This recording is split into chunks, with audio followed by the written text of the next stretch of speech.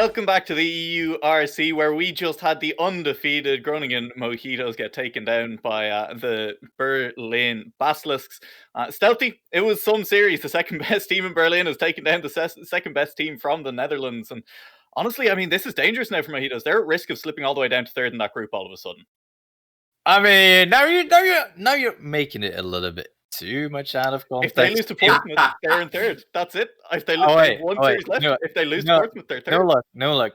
Chillax. We just saw it. Flux had a bad day, had a bad moment, had a bad series. It is what it is.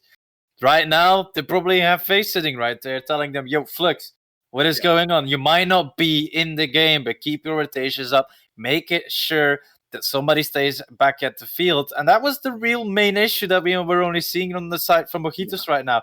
If that was fixed, there was no way that Berlin Basilisk was ever going to win that series. That's why everybody on the desk, of course, you included, said that they were going to win. Yeah, he has got us there.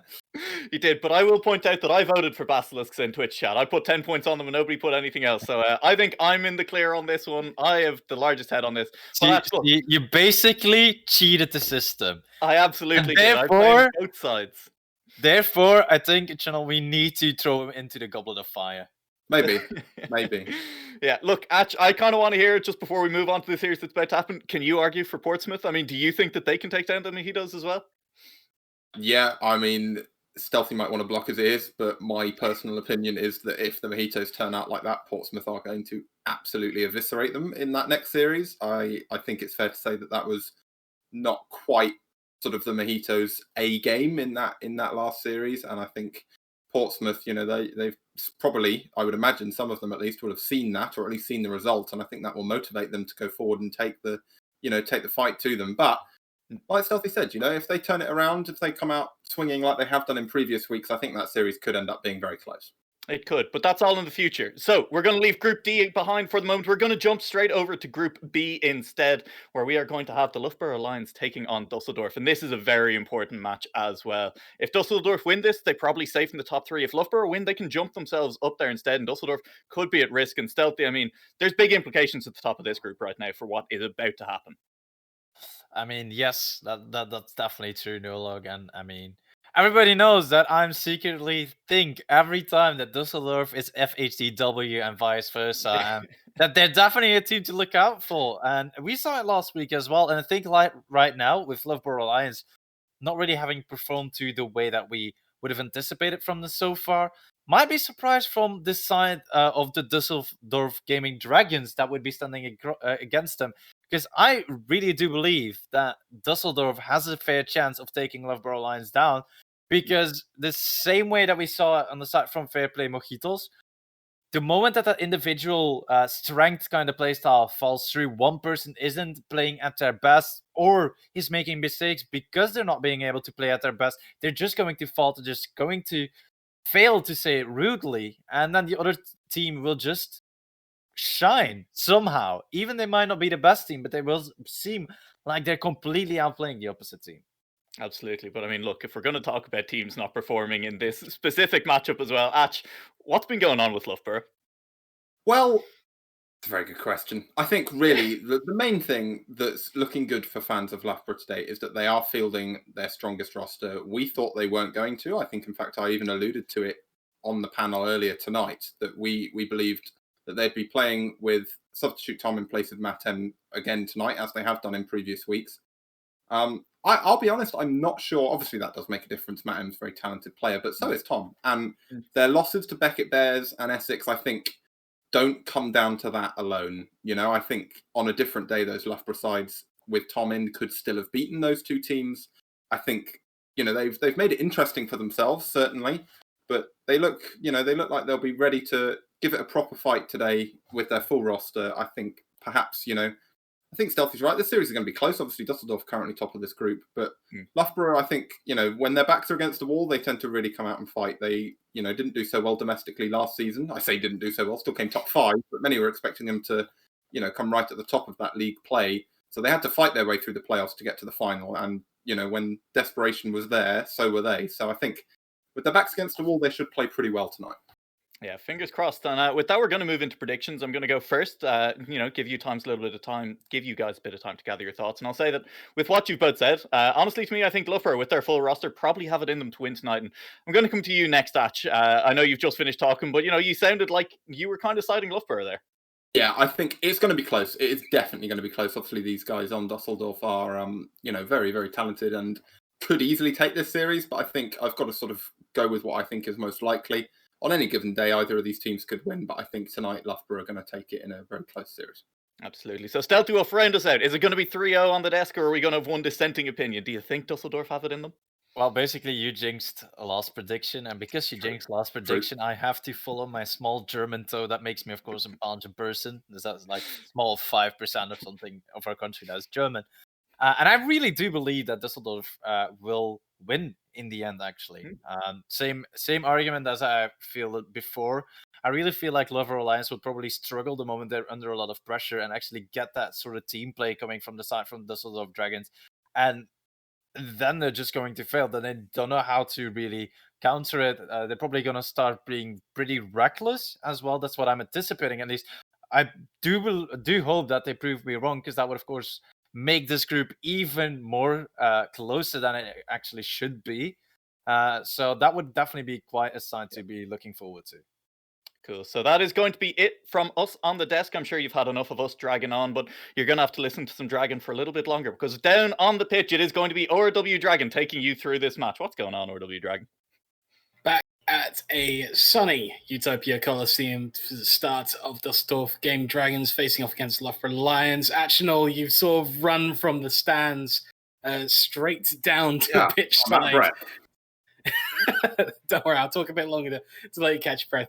But we got a great game going in. You guys sort of talked about this to start off with, but Loughborough Lions coming in with their full strength side. TDB or Tom not in sight. He's still in the dressing room, probably just been told that he's not playing. But the Dusseldorf Gaming Dragons have a little bit of form behind them. Yeah, they do. Both these teams, I think it's fair to say that it's a sort of matchup of who many would have expected to be top and who currently is in this group. Loughborough, they puzzle me a bit. This Loughborough side, they sometimes, I think they've lost one series in Newell all year. Obviously, current reigning NSE champions. It's a mixed bag for them. These losses against Beckett Bears and Essex have made it a bit tricky for them, but I think they'll still comfortably make it out the groups, and from there, it's anyone's guess. Has been interesting on part of Matt M. We talked about this pre-stream before we started the events of tonight. Matt M sort of taking some time out to work on his uni work. Of course, that's important to do, but supposedly also working through replays with Crimson as well. So I don't see Matt M being caught out in terms of rotations. I think he's still going to be into things, but at the moment, Dusseldorf catching the entire team out. My Little Pony starts off the scoring for Dusseldorf Gaming Dragons. That was probably the fastest rebound on a caster's curse I think I've ever seen. The minute you finished saying Matem wasn't going to get caught out on rotation, Matem sat himself in the middle of the goal instead of going back post and just got punished for it. And, Loughborough seemed to be taking it in good spirits, plenty of time left on the clock, but that was not the way you'd want to concede. I said it last week, I feel like the most cursed, the most afflicted caster with the caster's curse. It feels like every single second I make a prediction, everything goes wrong for the team I sort of predicted to do something good. But at the moment, Dusseldorf Gaming Dragons making the most of their first opportunity, caster's curse or not, but my Little Pony has to clear up the events just then. Crimson into the center, Matt M can't find a redirect or a bump as he comes flying back through. Crimson off the bad ball, can't find a dunk from a play. Matt M the center, blocked out by Limbo again, slowly losing boost, being drained by that clearance upfield from Timo 4K. Might be coming in great timing as it's blocked on the goal line. Two people fly past it, and somehow it doesn't end up in the Loughborough net. Stam brings it forward. Matt M into the center. Crimson is up. The drop down doesn't come through. Clearance from Tim, and Loughborough have to start again. I am absolutely in awe that that ball didn't end up. 3 players missed that on the goal line. 1 on rushing Loughborough defender, and 2 Dusseldorf attackers just flew by, expecting touches from other people that just weren't there. And now Matt M managed to catch Dusseldorf off guard and levelled it here with just 2 minutes gone. Crimson bringing up field, and both Limbo and Tim in the same positions on the pitch. No one back in time on the goal line for Dusseldorf Gaming Dragons as Matt M flying through with the redirect. Kickoff starts. Dusseldorf have a little bit of possession with the tied game on hand. Matt M upfield again. Good clearances coming through from him. Stam Great demo. goes through with a fantastic demo. Crimson just a little bit too far back. But it will hold off Dusseldorf Gaming Dragons, however. None of them really want to commit to that play as Crimson was back. So any huge clearance upfield would really not have helped them. Limbo. Back to my. Pony. Shots! Oh, No save! that was absolutely... Look at this. I mean, I think Loughborough will be a little bit upset they weren't a bit tighter on the defence, and oh my goodness, I think Stamina might be a little upset with that as well. But that was insanely good passing there from the Dusseldorf guys, and they, I think, on the balance of this game, so far they deserve to be 2-1 up here. An excellent use of possession, excellent movement of the ball. So far, good work from Dusseldorf Gaming Dragons. Caught out the once, however. 2 minutes 11 left on the clock. Limbo shot on target. Stam pushing it out towards the side. Tim whiffs the ball as My Little Pony has to push it outfield. Matt M back to midfield line. Takes it away from Crimson, however. No possession from Loughborough until then. Crimson coming through. Can't find the dunk. My Little Pony sends it out to the side. Matt M is there. Down into the centre. Stam popping it up again. Hoping to get Dusseldorf to use a little bit more of their boost, maybe. It feels like Loughborough, that sort of style, then know you have some boost, so why not use it just a little bit and tick it down. My Little Pony makes a save. Stam's shot going wide. Crimson keeps up the pressure. Matt M deciding to drop back now for his team. 50-50 into Stam.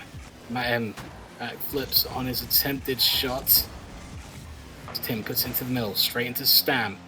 Head roll blocked out. My Little Pony pushes it out to the side. Matt M is up, shot on target, and finds a way through the equaliser with 1 minute 9 to go. Yeah, and you summed it up perfectly there. Loughborough have really been trying to squeeze on the boost of Dusseldorf, and so far in this game it had been, they just about got it set up, and then there'd be some good team clear coming out from Dusseldorf to escape the trap, but they didn't quite manage to get out in time this time. And Matt M, the shot was good, but I mean, I think, you know, a defender with more boost would have saved it, but they'd done all of that work beforehand. So level as the final minute approaches, and I think, you know, this game one's shaping up to be, perhaps like Desk was saying, a very close series we've got. Very close. 50 seconds remaining. It has been close all game. 2 great plays coming through from Dusseldorf. Make that 3. The caster curse returns. But on a slightly more positive note, as I was mentioning Dusseldorf. When he gets up. Yeah, so uncharacteristic of Loughborough though. Like, to leave that much space in the midfield and still have no one back is not the Loughborough that, you know, you might expect to see the reigning British champions. They've played well at times, but a couple of defensive mistakes were set to cost them this game one. Still have 30 seconds remaining. Stam Great pre-flips into the shot. Crimson is there. Save from Tim on the line. Matt M shot, top corner. Top left. And there's another equaliser. Loughborough have been chasing the game just a little bit, though. They have, and I think, you know, if only to pat myself on the back a little bit, I'm going to go back to what I said on the desk. When the desperation kicks in, Loughborough seem to panic themselves into playing really well. When they think they have something under wraps, you know, when they start to sort of settle, that's when things seem to go a little bit wrong. I think maybe the panic is something they can be leveraging here as they take to the final seconds of game one. Comes off the sidewall quite perfectly. Stam has to make the save. Limbo is up, has control, but Crimson will make the stop on the back lines. Matt M is up again. The shot just off target. Still bounces. There's a chance. My Little Pony saves it on the line. Up to Limbo, though. Shot into the centre. My Little Pony's there, but just out of reach. tight game. We have overtime to start off this series. Both teams had a fantastic chance to end it at 0 seconds, and neither have made it. And I think overtime is a fair reflection, really, of what we've seen so far in this game one. Both teams had some good attack and some perhaps less good defense at times, but they both seem to be settling in. Perhaps we can chalk it up to, you know, some on-stream nerves, some game one jitters, something like that. You know, both teams really starting to sort of catch up to their usual standards now. Crimson looking for the dunk, doesn't quite get it, and looks to be more in the midfield again as the first 30 seconds of overtime go. Blocked down to the midfield. Stam to Matt M. Redirect blocked out by Limbo. 40 seconds into this overtime. Being back and forth to start off with. Stam upfield. The shot is on target. Lim pushing it out to the side. But guess who's there? Matt M. He's been everywhere this game. As he drops down into the center again. Picks up a demo. Crimson goes high. Limbo just finds the clearance, but again, straight to Matt M. He's been everywhere where Loughborough has needed him, but Dusseldorf have been able to find each other instantly on the way back upfield. Crimson back up towards the Dusseldorf net. Matt M across the pitch, worked out by Tim. Crimson comes back around, has possession, can't find a way under My Little Pony as Limbo taking it out wide. Stam gets a block, drops out to the side. Matt M in there, off the backboard. Crimson is there, the shot whiffs as two players end up missing the ball. We are still at a tight game. We are still have no deciding goal yet. Stam puts it into the Matt M, off the backboard. Where's the follow-up? There it is. Crimson not going for the direct shot, maybe a little bit more of the boost starvation attempted there from Crimson.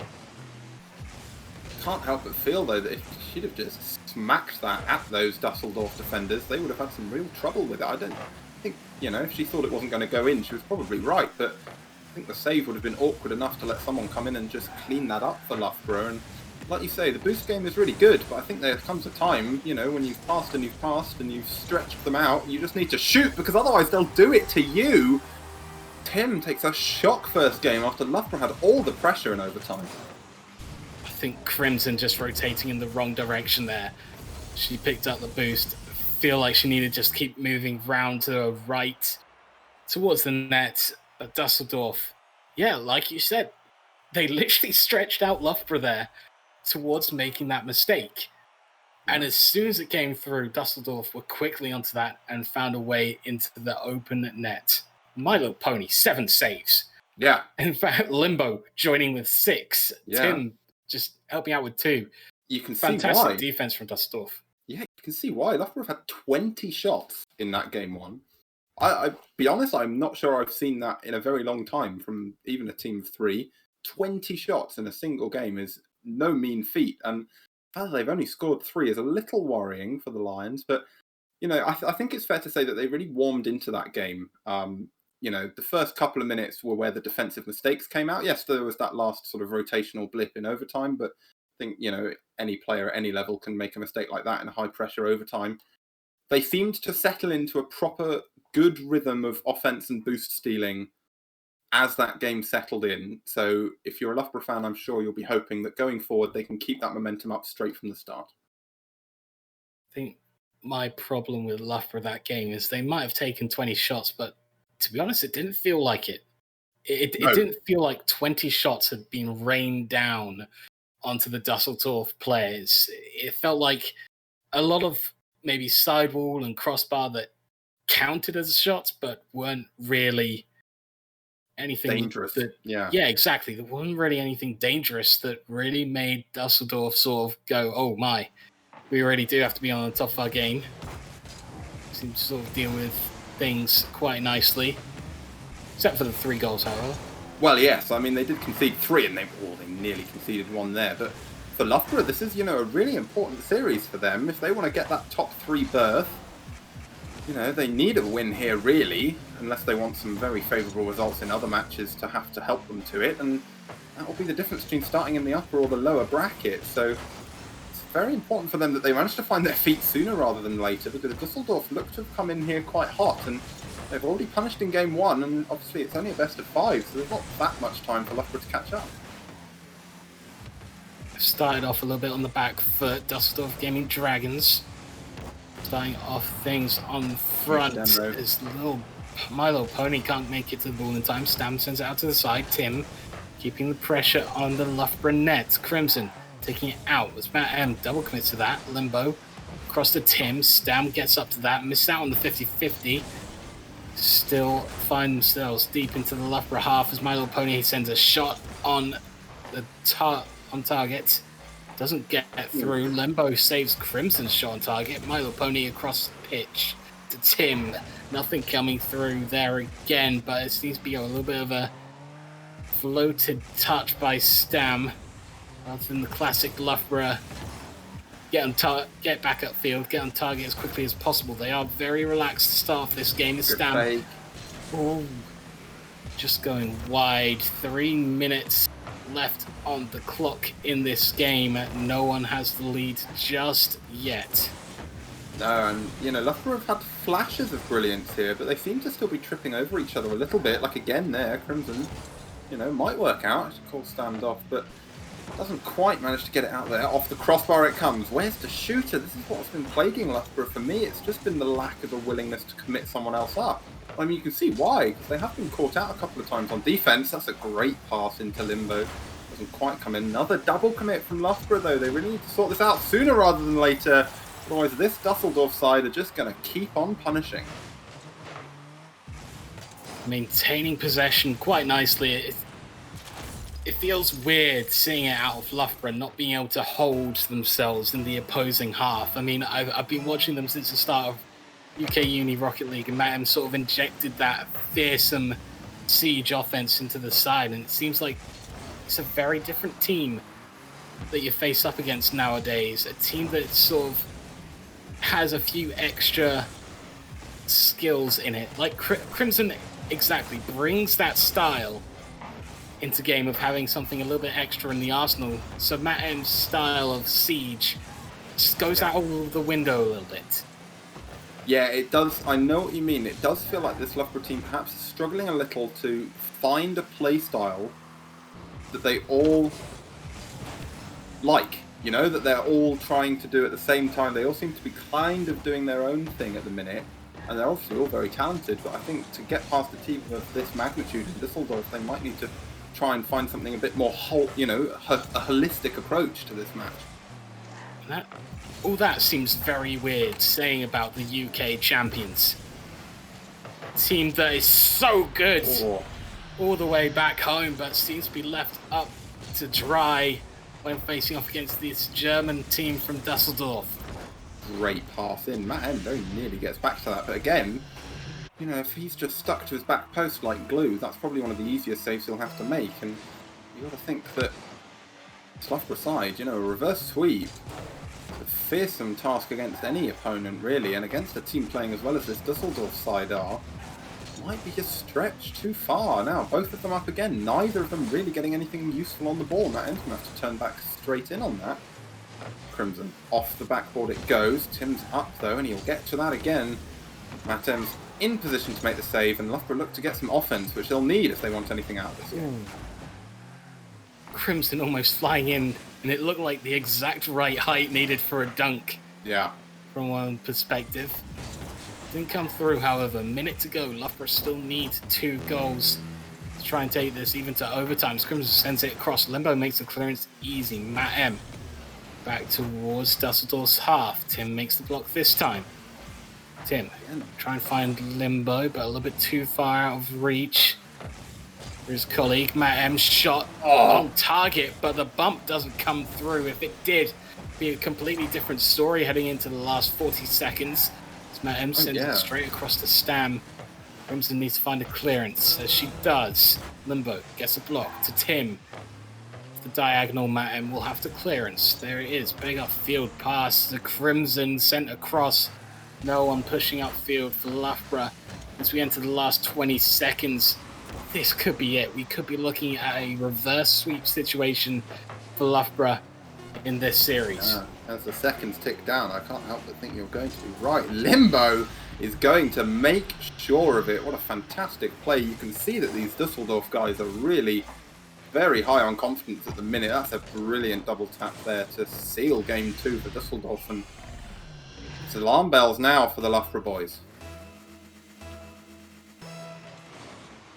Well, that will for certain seal up this game of the series. Tim pushing it towards center in the dying seconds. Crimson sends it to Matt M. It's kept up. Can't find a way over Limbo.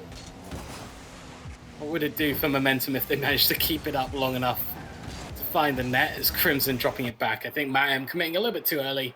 No call coming through. And Dusseldorf, they take it to match point in the series against the UK champions. Yeah, this is not a position I think they would expect themselves to have ended up in here, Loughborough, but here they are, and I think this is really going to be the big test of my theory that I put out on the panel. With their backs against the wall, which, you can't really, I think they'd be in the wall if their backs are any further against it.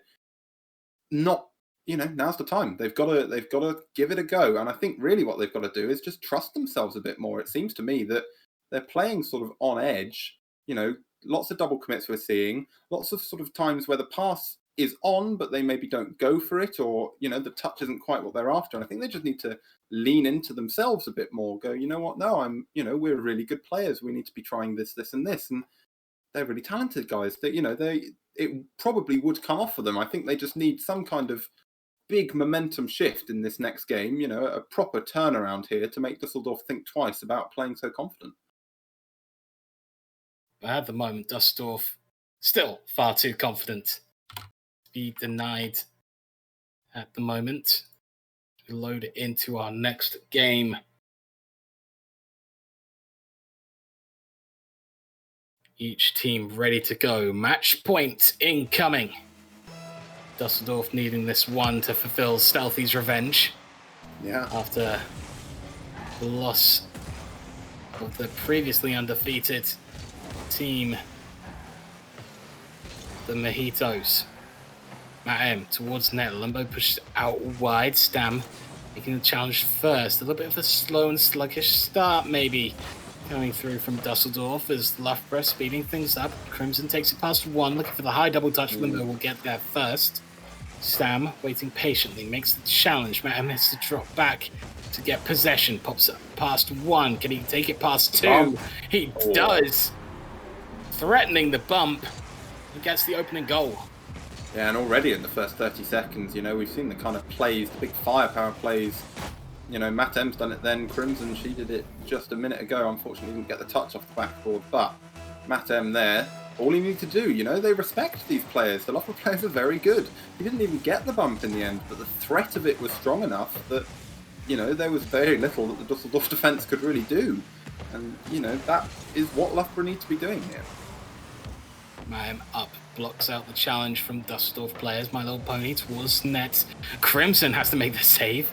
My goodness, I was just switched quickly to Crimson's perspective to see a Dusseldorf player just fly across screen. Must have been a heart in her mouth moment when it just see an opposing player just fly across. Oh, and no. it must have come back again just there as Limbo flies across, makes the challenge and finds the net. I think Stamina's ruined Crimson's save there. Oh, that's so awkward. All four cars just so close to the ball, and just unfortunate that the 50 doesn't go Crimson's way. Hopefully she won't get too caught up on that, because Loughborough have been playing really well so far in this game 3, and I think, here we go. This is the kind of stuff we want to see. The fact that they're going for that is promising in itself, even if it hasn't gone in just yet. Tim can't take it. Stam, great challenge. That's it. That is all you need. These guys, these Loughborough guys, they are good players. Stam just needs to go, no, I am Stamina. I'm good at this game and I'm going to challenge this ball. And they haven't done it the first two games, so Limbo just wasn't expecting it at all.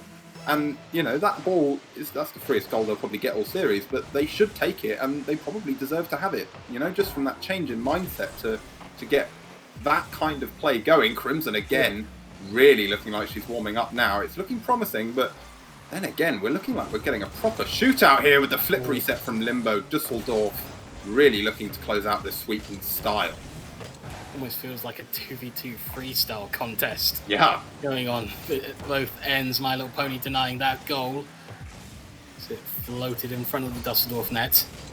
My Little Pony takes it over one. Crimson clears it back to Matt M. No redirect. Tim has to deal with Crimson's oncoming. And Stam's shot just going wide. Crimson does follow through, trying to get possession. Pony Sends it straight back upfield. Matt M whiffs the shot. Stam has to come through to Crimson. Redirects towards the backboard. Stam doesn't go up though. And Tim will have to take it back upfield. Does he even support in the middle? Yes, he does. Matt M whiffs, but Stam makes the clearance as both players from Dusseldorf drop back. Going to back post. Doesn't find a way in. Crimson finds a touch on the back post. And Matt M comes through with a save as Crimson helps out the clearance. 2 minutes 20 to go. Loughborough have what I have to say is a slightly fragile lead over Dusseldorf Gaming Dragons. Yeah, my goodness, they are, I mean, it's good entertainment value. Chat, they'll be getting their value for money here. I mean, it's free stream, but still, it's great to watch if you're not a fan of Loughborough, because there's some heart-and-mouth moments going on here, and it's just this kind of thing here, I think in the first 2 games, challenges like that they just weren't making. They were so afraid of one player missing the ball that they weren't sending anyone to the ball, and in fact, sometimes I think they just need to be sending someone to the ball with no intention of hitting it. Just with the intention of forcing someone to make a decision, because the way that they set up that offense, they can get that sorted again and again. Look at this from Crimson. She's done brilliantly there. Arrows it into the center, and Matt M, I think he fakes out Tim down there, expecting the near post shot, puts it into the far post. The lead is shored up a little bit. 1 minute 40 to go. Dusseldorf. It feels like if your theory comes true, Dusseldorf need 2 goals in the last minute and a half. It's a must if they want to close out this series. That's if a theory comes true, not if how everything will play out. I'd like to throw out another theory. I think that this is Dusseldorf's best chance to win this series. Loughborough have been looking gradually better and better with every game that goes by. I think Game 4, I think they could easily turn this around in Game 4. If Loughborough force a Game 5, you've got to think that, the cards are stacked very much in their favour. Then that's better. Oh. That is just off the crossbar from Limbo. So unfortunate there, and that could have been the chance that got Dusseldorf back into this Game 3. Crimson. Very deep upfield clearance. Limbo sends it straight back. Try and find My Little Pony, but he needs to rotate for boost. My Little Pony has rotated, has found a little bit of boost, clears it back upfield to the Loughborough net. Mam has to make the save. Out to the side, Tim brings it across. Stam, a little bit of a misclearance, but it still finds a way across net. As Limbo makes a challenge as that pops out to the middle of Dusseldorf half. Matt M wins that challenge, can't win the second, however. Stam comes in to help his teammate. Lets it drop into the middle. Lets Crimson fly on through, looking for the second touch. Here we go. Oh, what a save on the line. Stam manages to push its way through. And Mike in a Crimson saying rude in chat, and I have to say, I agree, that is rude. That is, I think, a little bit fortunate as well. If I saw that correctly, Dusseldorf tag teamed that out of the goal with one save coming up high and then the other one stopping it down low. But, I mean, you've got to say, in terms of a turnaround from Loughborough here, I think I'd highlight Crimson as well, particularly the kind of play she's been trying. Matt M's off. He's had enough. He's going on an adventure. Yeah. And there you go. Stam says, give us a few minutes. Really, Matt M feeling perhaps his connection isn't quite right or something like that. We'll get that reason sorted out as soon as possible. But I've got to say there, Crimson's earned her MVP award, I think. The kind of play setting up Matt M for that goal stands out to me. Matt M played brilliantly as well. And yeah, there you go. Stam says technical issues. So we might be seeing the full Loughborough beast come back in Game 4. I see. He's taking the wrist weights off. That's it. Yeah. The blindfold is being removed. First 3 games. Trained by instinct alone. Yeah. I mean, from some of the defence Loughborough pulling out, it might as well have been blind. But I mean, Dusseldorf to be fair, well have been blind on that last goal. Oh my goodness, that was Crimson was rightfully a little bit upset. I think that one didn't manage to get hurled across and into the goal because she'd spiked it down so well. But in the end, it didn't matter. Of course, not only did Stam get it through, but the seconds were ticking down with a 2-goal lead in the bag already. So it's looking good for the Loughborough Lions there. That was what I was, shouting at them about at the end of the last game. A big momentum shift in Game 3 was what they needed, and a big momentum shift in Game 3 was what they got. Matt M back and raring to go. And looks like both teams are ready, and I think, Matt M will have been conscious that momentum is something he'll want to keep his team with, as get back in as quickly as possible. So here we go with game 4, and it remains to be seen now whether Loughborough can keep on that form that they found so brilliantly in the last game. Oh, what a bomb! Taking it forward. Oh, there it is. Yeah, this is Loughborough. They're back. They're just back. I mean, look at this. That's, a very unfortunate touch from Tony. Limbo. Oh, Crimson. Battered, and just taking the time there. Absolutely Exactly. Fantastic. Exactly what I was saying. Crimson's running up to the ball, and Jin sort of goes, just wait a moment. All right, see you later, Limbo. Yeah. Thanks for coming. With Garrett G at RLCS a few years back, if I remember correctly.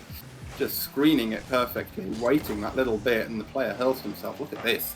Stands up. Matt M's there. That's a great shot off the bar. No. Tim makes a good save, but gotta say, Loughborough are looking hotter and hotter with every passing minute on the pitch here.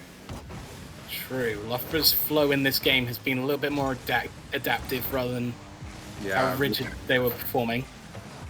They sort of understand it right. They're going to sit back a little bit more. They respect us too much. So if I go to challenge this and make sure it's a good shot, then I still have time for my teammate to rotate back. And that's how they've adapted very quickly in the series. Matt M pushed it forward. My Little Pony, only one in the center. Now Limbo joining. Matt M can't win the 50-50 as Limbo's up very quickly. Puts a shot on target. Crimson is back, but not quite finding the right angle to pinch it clear. She might have pinched it in. We'll see on the replay. Limbo did good work to make it awkward. Yeah, that's a brilliant backboard read from Crimson. Unfortunately, it just happened to be our own backboard. So Loughborough back at level pegging here in this game 4, and that's the kind of thing that could really trip up a team who are starting to play well. But these guys are very seasoned players. I'm sure it won't get to them too much. And Stam's looking to set the record straight right away. He doesn't quite manage it. Matt M off the wall he goes. Oh, and he's managed to get it past 2. Where's Crimson? There she is. Shot saved well by My Little Pony, but Loughborough don't like to have been too phased by that awkward misread there. Dusseldorf started off with the attempt to there come we back. go. Crimson over 2. Can't find the pinch, and Limbo gets back in time. I was very close to being the lead once again. Matt M fakes out 1. Can't fake out Limbo, however. Limbo brings it forward slowly again. Dusseldorf seems to be very tentative, waiting for the 50-50s to drag out one player at a time. At the moment, I don't feel like that's what you need. I feel like it's a little bit unexpected. Oh, Crimson can't find the clearance again.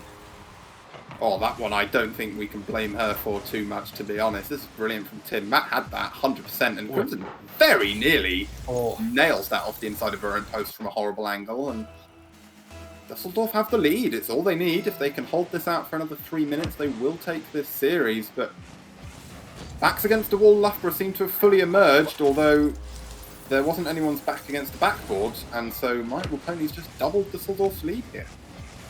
Straight off the kickoff, and Crimson, just a moment of hesitation, will end up flying into the back of the Loughborough net. Seems like Crimson, even after scoring that opening goal, has sort of fallen out of the rotation maybe a little bit. Maybe just it must be milliseconds out of sync, considering the saves that, well, the almost saves she's put on to cost 2 goals. Stam takes it past Limbo. Can't take it past My Little Pony as Limbo goes forward, looking to make some bumps and demos, create chaos in front of the Loughborough net. Crimson pushing forward, looking for the flip set, takes it over 1. But still, no Loughborough follow-up. They seem to be a little bit more pick and choose as to where their commits come from, which against a team like Dusseldorf, which were trying to take them out one by one in terms of 50-50s and progression forward, I feel it's actually the smarter choice at the moment. They're being very patient, and they're not getting desperate. That's what you always sort of see from some teams behind. Loughborough are good enough to know when the chances are coming. They're good enough to know, all right, we still have plenty more chances in this 2-minute game to get 2 more goals. They don't have to overcommit, and they know that. They understand that. The Stamp comes forward, gets out of the way of My Little Pony. Crimson towards the backboard. Limbo needs to get up, as he does. Pushed out wide. Matt M taking control. Trying to fake out My Little Pony. Ends up winning the 50-50. Gets the bump. Stam's shot off target, maybe trying to drag the last player out of net to open it up completely, but may have been the wrong choice as Stam is waiting back, can't read off the backboard, but Matt M and Crimson both in the center ready for that play. 90 seconds to go.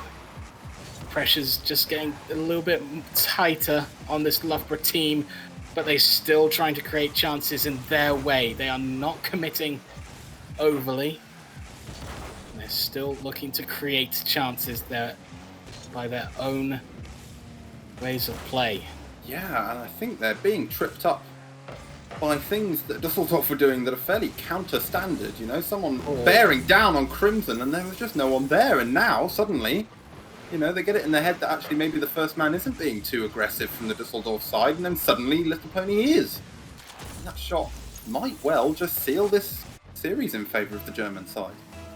I think Stam moving with Matt M was the critical error there. Just staying a little bit too close. Seen a few videos about rotations and positioning. I think by Verge, he sort of talks about the area of action, I believe it is.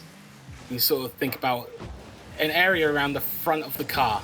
And you don't want them to overlap whilst you're playing. Stam and Matt M had a moment where they were overlapping there. Stam looking for the squishy save, but great team play from Tim and Limbo to make sure he's out of the way. And like you said, Dusseldorf are playing to get one person out of the way at a time, and when there's one person left and two attacking, it's as easy as that. Yeah, and I mean, you know, looking forward for these guys now, I think, you know, not much to see in the rest of this series. It's practically assured Dusseldorf top spot. That's a 6th. No, it is Crimson in the wrong place at the wrong time. Won't matter too much to the overall outcome of the game. But yeah, I mean, that's practically top spot secured now. In fact, I think it might be. I haven't done the maths myself, but I think it might be actually top spot 100% locked in for Dusseldorf now. Loughborough don't need to panic in that they will still most likely qualify, but at the same time, they would have wanted that top 3 spot rather than the top 5 spot for the lower bracket, and it's made them, it's made their life a lot harder in that respect, this series.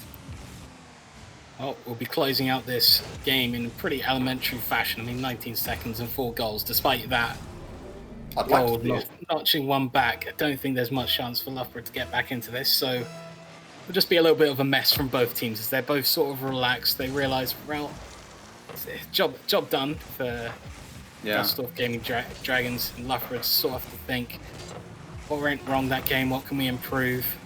Go back to the replay, so Matt and Crimson. We need to get Stam involved. Yeah, I mean, their last series is against PXL, so I think they should, playing like that, still manage to come out on top of that. For Dusseldorf, their last series, if I can just find it, is against the Beckett Bears. It's still a very important one. Beckett Bears beat them, then Beckett Bears actually still stand a very strong chance of going top. I stand corrected. So Dusseldorf pushed up there to 5-1. It's a very respectable record. It's, I think, guaranteed them top 3 from what I can see. They will definitely start their playoff run in the upper bracket. Beckett Bears stand to knock them down. Erasmus Rotterdam, of course, as well. They had a forfeit win in their first match, and I would imagine, let me just double check their final fixture. Yeah, they should, in theory, beat their final opponent of tonight, which I believe is Szczecin Griffins. Yes, no, Wroclaw, sorry. They should beat them as well. So, in theory, Dusseldorf could stay top if they beat Beckett, but for Loughborough, the chance of them making that top 3 drastically diminished here. Well, that is it for this series. We'll be going to a quick break before we move on to the next series of the night as we move into Group C action next on stream. We'll see you after this break.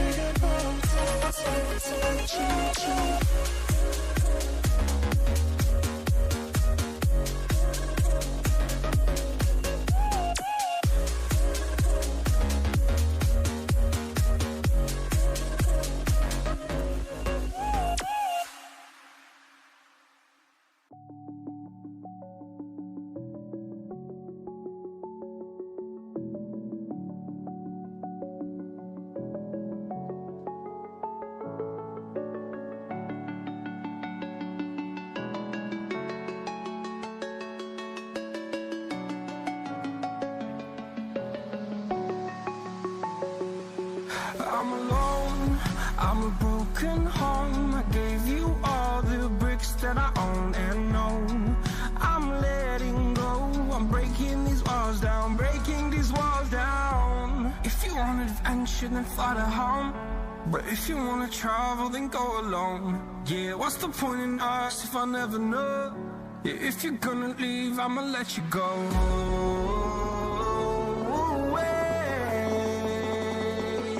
I'm tired of the pain. Go away. I'm done with yesterday. Harder, harder.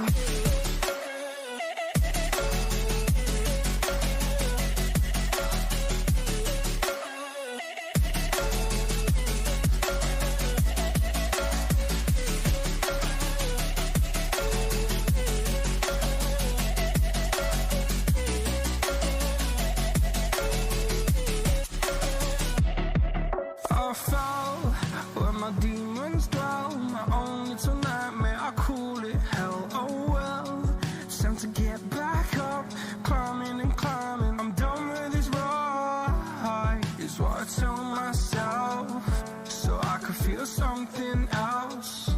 Yeah, I guess I had my bad days, but it doesn't mean I lost my style. Darling, where were you when my heart was on the ground? I thought time would prove that you would stick around. I guess time stood still, a king without his crown. Now I'm breaking and you're faking, girl. You never made a sound.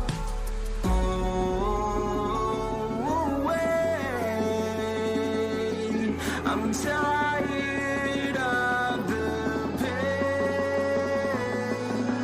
Go away.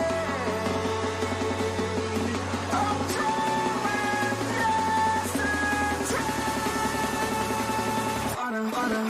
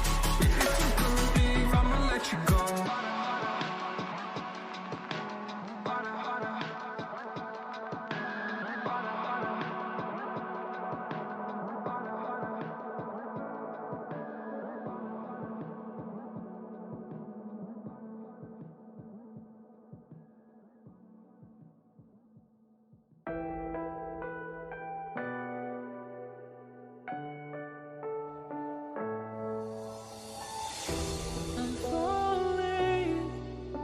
Tell me why I'm falling. Oh, life's calling. Welcome back to the EURC group stage, where with a win over the Dragons.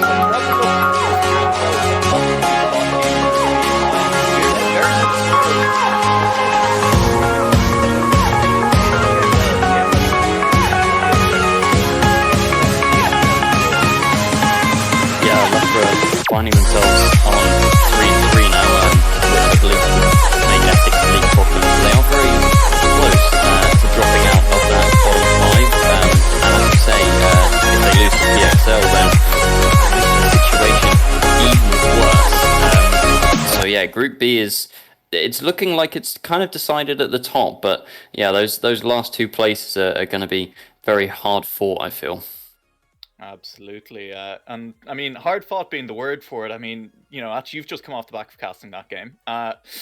This Loughborough squad, I mean, do they look like they're in a position to actually do the fighting for that last spot? Or, I mean, they're looking a little bit shaky to me. I mean, I know they've had some subs in and out as well.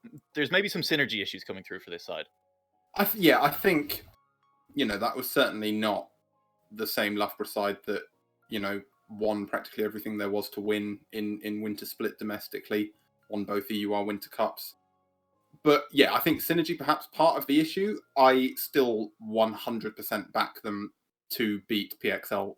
I believe, is that later on tonight, or do they play that game on Wednesday? I have no idea when that game is No. actually being played. It's I not think tonight, Champions as far as I'm Wednesday, aware. None of us have any idea. But when that game happens, I firmly believe that they will still manage to win and retain that top 5 spot. They really sort of warmed up in that series, but it was just a little too late. By the time they really started to play the kind of Rocket League we know them for, it was already 3 games into the series. So it's unfortunate for them. I'm sure they'll manage to turn that around going forward. And I think like you say, the top 3 spots, maybe not in the order that they're currently in, but most likely locked in at this point. Maybe Essex could still play spoiler. We'd have to see. But yeah, I think Loughborough still have it as much as a playoff place goes. But obviously starting in that lower bracket is going to make life a lot harder for them. Yeah, absolutely. Loughborough going to be in a tough spot come playoffs at this point, basically whatever happens in the rest of that group, because either they're not going to be there or they're going to be in that lower bracket. But we're going to leave Loughborough behind for the time being. We are going to jump over to our next match of the night. We're going to head over to Group C, where the Bournemouth Barracudas will be taking on Groningen Fair Play Martini. And this is another kind of top of the table clash at the moment. GEA Fair Play Martini earlier in the night did take down the TUD Apes off stream. They're at a 4-2 record. Bournemouth at a 4-1 record. Both of these teams looking to really lock themselves into top 3 at the moment, Ryan. And I mean, that makes it's all to play for in this series. Yeah, and as far as I'm aware, unless there's been any matches off stream, this will be the first match to break this 5-way 3-2 tie. If I'm correct in saying that, you can. I'll do some. Martini beat TUD Apes earlier in the night, so they are now. Okay, so they are on 4-2. 4-2. Okay, yeah. So this is kind of and Stuttgart beat UEA earlier. Oh my goodness! So UEA's run is just over then. Yeah, gone. Yeah. Yep. Well, at the top of the table, then it seems like we kind of just have a bit of a what would you call it? A bout, shall we say, for that top spot. So we have GEA Fair Play Martinis now on 4-2. Bournemouth still on 4-1. I would assume. So it would be basically the first of 5 games, or 5 series wins. I'm sorry, in Group C. So yeah, this is actually quite a big one. Yeah, it's absolutely huge, as you say. I mean, and those 5 wins, 5 series wins, are practically guaranteeing. I think we're seeing this now to be the case in basically all of our groups. Get to 5 series wins, you're probably locking yourself into that top 3 bar. Yeah. Something ridiculous happening in terms of the tiebreakers, bar a couple of teams at the bottom not winning much. And actually, I mean, that's an exciting one for sure. And I think Martini, this being their last series in the groups as well, I mean, there's nothing left for them after this one. It'll be out of their hands completely. And so it's either a case of them ending on the 4-3 or ending on the 5-2. And there's a pretty big difference for them in regards to how that actually plays out. Yeah, I think you're exactly right. For them, that will probably be the difference between starting the playoffs in the upper bracket or starting in the lower bracket. They've done their work against Dublin, got that series.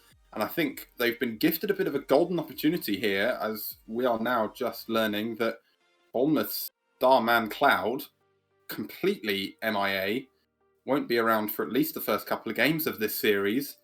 You'll see a familiar face, my former casting partner of not 15 minutes ago, RW Dragon, now turning out for the Bournemouth side. If only I could just go and start playing in EUR, that would be great. But RW's living the dream. He's managed to do it. And, as good as a player as he is, I think even he would agree that Cloud is perhaps a better player. And no, if you're looking at that from Fair Play Martini's point of view, I think that will be, a pretty wide-eyed joy kind of expression.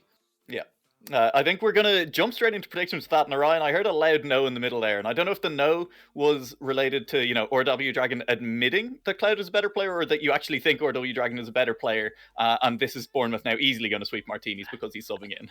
It was more of a sarcastic no. And Achinor was talking about kind of jaws dropping on the floor. And yeah, mine kind of did the same thing, because I just dropped 13,000 channel points on Bournemouth only to find out that they're now playing with RW Dragons. So I can say goodbye to those. And I think my prediction now lies firmly with the Martinis.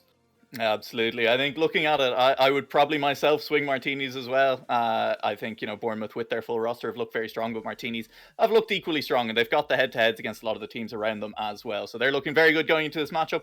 Round us out, Atch. Is it going to be Bournemouth or is it going to be Martinis? Right, here we go. I'm one for a big theory.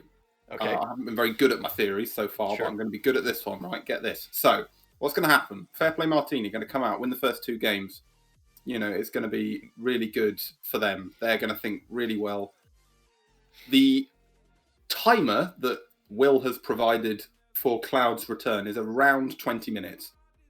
Okay. So, my theory is Bournemouth take these games, wait as long as they can in the intervals. Cloud turns up in time for game 3, and Bournemouth get a reverse sweep. Okay, there you go. I like this theory, and that's the theory that we are going to leave the caster desk to find out about. Tylacto, it's over to you, and keep an eye out for Cloud with a steel chair.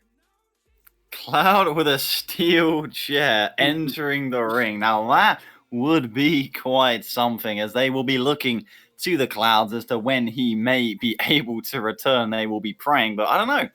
I think we should be believing a little bit more in the RW God, as I think the prediction got refunded, which is just an absolute scam. It's an absolute scam. The fact that Orion has managed to save his stacks of channel points there just because he didn't think, when you bet on Bournemouth, you've got to understand the risk that is involved, right? Action that they may potentially just dissipate into the air at any given moment. Yeah.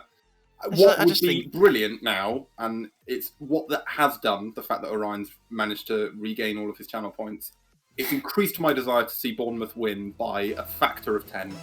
True. Because if they win now, and he's not bet those channel points on, we will be able to have a fantastic conversation in the break. But as we get into this game number 1, it looks like the early pressure is definitely going to go the way of the Martinis, and the early goal is going to be there as well. Well, my theory's holding out for the first 10 seconds. 11 seconds be quite the easy shot for Rebel, finding that bottom corner, and RW Dragon with a tough save on his hands. Couldn't quite reach that. And of course, the only series that Bournemouth have lost in this group stage so far is when they did have to sub in RW Dragon. And unfortunately, it's not going to get any better for them. Rebel is going to have a 16-second brace here in game 1. The Martinis smell blood in the water, and they could just completely, pull ahead of the competition in terms of the race for top 3 in this Group C, which is really, really close right now. Yeah, it is. And I think going into today, if I remember our discussion correctly on the panel, a lot of people were saying, well, Martinis will have that win against the TD8s, or they should have that win at least, but Bournemouth is going to be a different story, and now they've been gifted an opportunity to make Bournemouth quite a similar story, and they seem to be taking it with both hands. The sort of offensive pressure they've been putting on so far has been brilliant. Will looking to turn the ball the other way. Not going to get very far with it, though. As the first minute draws to a close, I don't think Bournemouth have really even had much of a chance yet. No, I'm sort of waiting till I can say that Bournemouth have had possession of the ball inside the Groningen half as well. Here, this maybe... Nope, never mind. It's been kept straight back in as RW Dragon will control it. Will look to flick a nice 50. Who wins the race to the second ball? It is Will. And it's sent right back by Rebel. So can Onos be the one to break out for Bournemouth here? No boost in the tank, but RW Dragon slams it past and gets a touch in the Groningen. Wait, he hasn't taken the touch yet. He hasn't. Now he does. And that is a near infield from RW Dragon. And we do joke, but it's fair to say that, since those opening 2 goals, as much as they have been stuck on defense, it has been a fair bit more comfortable, as I say that. Rebel looking for a fantastic goal to round out the hat-trick, and Bournemouth will have to try and counter-attack. Yeah, it doesn't help if you send 2.5 people up for the same ball, setting up your counter-attack there, and oh my goodness, Rebel had a chance for a hat-trick there that I think he'd want back. Now, Muskie's there. Is that in? Not quite, but it's made both of them jump. Ball still miraculously in play at this moment in time. Onos clears it down, and Rebel's the only one really back here. Onos just doesn't catch the ball right. He's got it out to Will. That shot's made Zico think, but it wasn't actually that dangerous, and that one's going to be similarly not very dangerous for the Martini defense there. Rebel, has he got it? Oh, what a save. Dragon, to be fair, off a whole 0 seconds of warm-up time between the cast and this game. True. He's doing pretty well for himself here in game 1.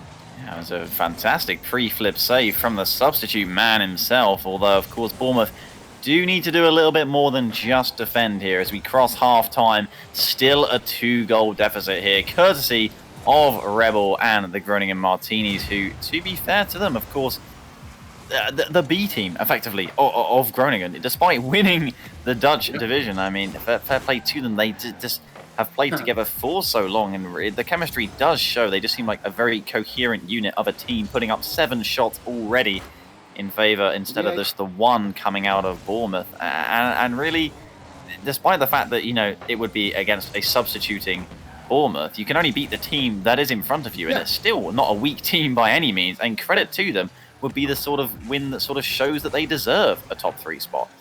Exactly, like you say, I would imagine a lot of people who are here to watch the British teams do well maybe will say after this, will say after British teams doing well.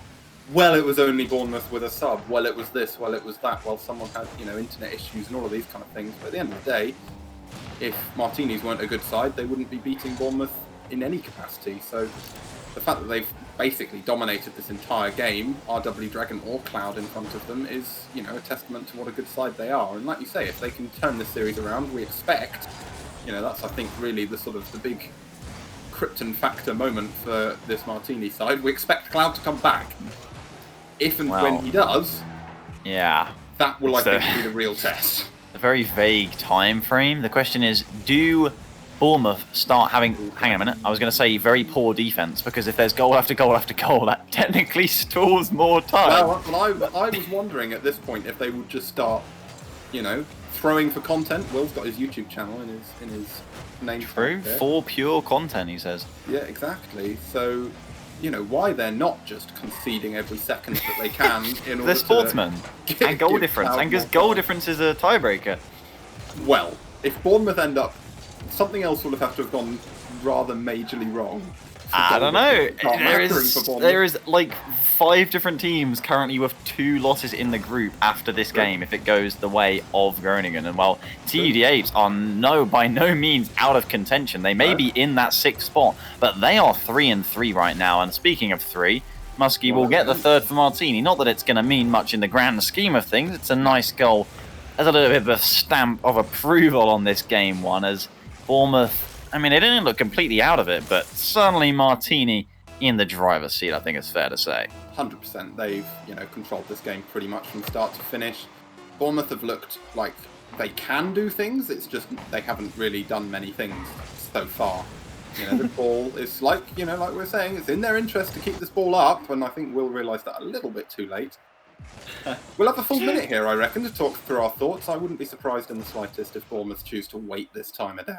I don't know. Bournemouth sometimes not the most logical of teams, and 2 Very of them true. have they've already readied up. I will ready up as well. As they are clearly confident in RW Dragon, which, to be fair to him, he didn't get bottom of the scoreboard. Nope. That will be Will's, crown and joy right there. Although 4 shots were taken by Bournemouth, I feel like there was a passage they had soon after going 2-0 down, where they had a couple half chances.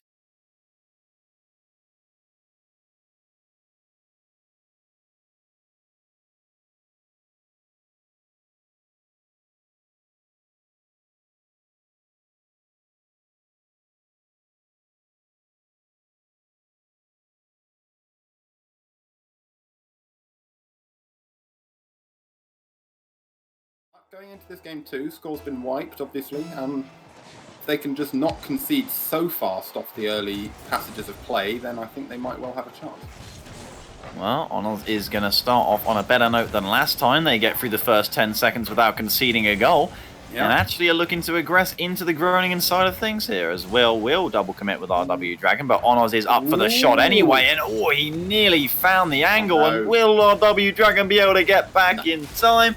No, Muskie will just immediately slap the Bournemouth Hearts in the face, and it could have easily been so different, Honors' shot just coming off that crossbar. Yeah, as much as that, it's really unfortunate for RW Dragon there, because while he's the one closest to the ball when the goal happens, I just can't really find it within me to blame him for that. Yeah, the double commit was really unfortunate. Yeah, and the fact, Will kind of had to throw himself at that ball. Oh my goodness me! I nearly got shut right up then. That would have been Will threw himself at that ball did leave Bournemouth very far back, but He would they've have been looking better. He would have been main roster at that point. He wouldn't be casting a single more series in Cloud would EURC. come back That and would would have have gone, bugger off, Cloud. We Dude, don't need goal you of the anymore." tournament for Yeah. RW Dragon, who also casted half the series as well. I mean, that would be quite something. But unfortunately, it's a story of what could have been right now for Yeah. Bournemouth, as they are yet to find the back of the net. Oh, Onos will be thankfully landed on that one. Not sure how deliberate it was. We'll give him the benefit of the doubt. He's got it again there. Is he going to have another? I don't think he is, and it's left it for Muskie. Out that ball goes, off the post as well. Zico, I don't think expected to have quite that much time on the ball. Onos gets a decent clear, but Rebel was ready for it, and Onos was ready for that. It is from Bournemouth so far in this second game. They don't seem to, they seem to sort of... Oh, I've spoken too soon. Zico, I've got to say, to be fair, Will did virtually everything he could at that point. So yeah, it's a decent touch from Rebel out there, and that's perhaps a little bit of fortune there from Zico getting that off the crossbar again. But, this Bournemouth side, they haven't really still created that much of a meaningful opportunity yet. Now, Will just getting caught jumping off the backboard too soon there, and as you say, Zico, a little bit of fortune, the crossbar in his favour. Bournemouth not catching a break, and they're certainly not earning one right now as Zico, he wants more, gets one and dunks another as well. Onos has to win this race and 50s it with Muskie. Will get a demo, and RW Dragon will miss the ball, and oh my goodness, I thought he was going to redirect it in mid-air there as Bournemouth again with another half chance. It's certainly better than, how it looked in game one, but unfortunately the scoreline is exactly the same. Yeah, it's that's just the way it can be in Rocket League. Sometimes, can't it? A 2-0 can be one of the closest games you've ever seen, or a complete whitewash that just was let down slightly in the shooting department. And I think these Martini guys, they played really well in game one, and they're still playing really well now. But Bournemouth seem to have found their feet a bit more. Like you say, though, the score is still the same, and that's what's going down on the card at the end. So they need some goals, and time's sort of rapidly becoming less and less in their favour. Yeah, well, some defense required out of Groningen once more, but Will is going to try and build from the back. Onos was like, "Can I take this ball?" And Will just dribbled on Oz and has now put it off the fires ceiling. it. Off the zone. Yeah. Doesn't win the race to his own pass to himself, unfortunately. So Groningen take it once more, but Zico missing the slight touch on that one there as Muskie taking it down to the right-hand side. Rebel is going to be at the end of it, is going to find the shot, and will force a save out of RW Dragon, which was not clear of the goal mouth. So actually all three Bournemouth players end up working together to get the ball downfield, and Muskie does not find the save, and will get Bournemouth's first goal of the series. The question is it the first of many or not? Well, we'll just have to see. I mean, that's much better from Bournemouth. They noticed that there was defence work to be done from the Martinis. We might get another one here. Got the flick, but it wasn't quite powerful enough. And a good spot from him, noticing that, there was little boost on the side of the Martinis, lobbing it over. The save was going to be tricky from, I believe it was Zico rushing back with minimal boost. Or was it Muskie? No, it was Muskie. Apologies. But, like you say, he's made the final minute of this game too a bit more interesting. Yeah, I mean, I just want to update you on the channel points prediction, which of course previously had 20,000 points in favour of Bournemouth. There's only now 290 on their heads. There's that is a slightly casual 92% of the vote going now in favour of the fair play Groningen Martinis, and well, you can see why. But a minute left in game two, maybe put some doubts in the minds of the doubters as well. Will, he's gonna put that one high up, and Ono's going to get beaten out in the midfield by Muskie. The ball loose and unchallenged allows Zico to come through here, but definitely leaves a lot to be desired, and Will can pop it towards the net, though you would have expected a far better end product out of him than what we just saw, as time still dripping off the clock for Bournemouth, and they still got to generate another chance. Could be it. Onos over one, nearly gets the dunk on the second. These guys, you've got to think that... Oh my goodness, RW set it up. Whoa! Will has the freest shot of his life, and he has made it. You've got to give that to RW. That was entirely his doing. What a demo Makes on the Rebel 50 there. and the demo. Will Brilliant. could have missed that one. And Bournemouth, despite the doubt all around, and certainly from us as well, have got their second goal and have equalised in game 2. Yeah, and as the final seconds tick down, Will's the one in the air with the ball and with boost, doesn't quite manage to get it over them. Now, I think that will have alerted the Martinis to the fact that RW Dragon isn't just that guy they really care about. He is a threat. Yeah, exactly, and this ball's going the wrong way for the Martini fans, but luckily drops in the corner, and we've got overtime here in game 2. I mean, you think that, well, not only is it huge for Bournemouth to get this game, in terms of if they can win the series, in terms of tiebreakers, but also it buys more time. I take it back. Rebel has scored. It is 3-2 Martinis in game 2 overtime, and the Martinis move to match point, and no extra time will be bought for Cloud's return. And despite the work done by RW Dragon there and the comeback that was made by Bournemouth, Martinis just sort of check us back and pull us back down to reality, and they're like, yeah, we're 2 games up. You can have your fun and excitement. We'll just take the win. Yeah, they will, and I think it was deserved, but Bournemouth certainly looked a bit more sort of stable, I think is perhaps a good word for it in that game, and they'll need to be, because as this menu timer ticks down, Bournemouth wisely deciding to try and wait it out this time, but there is as yet no sign of Cloud. So if it continues that way, they will have to win at least one with RW. Yeah, exactly. They will not be able to sub him in mid-game, and that's why you think it was huge if they get that overtime. And and keep it going. They have not. I'm afraid it looks like game 3 will have to be played by RW Dragon once more. And of course, we know, and based off that game, that it is certainly winnable for Bournemouth. Yeah. And unfortunately, a lot of Monka-esque for them right now. It's now or never. It is. And, such a shame for them as well, because from what we understand, Cloud is here. He's not, rushing to get back from a train or anything like that. He's just playing 6-man. No so idea.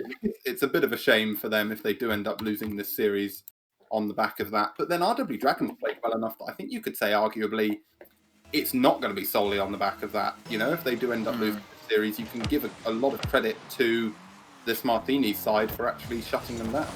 Indeed we can as well. The defense required early on, and a big defensive stop there from Muskie, forcing shot from RW Dragon, though no impressive contact made there. Rebel trying to poke it infield here. Zico looking for the shot, but RW Dragon, he is back in time and will slap it nicely away from the right-hand side too.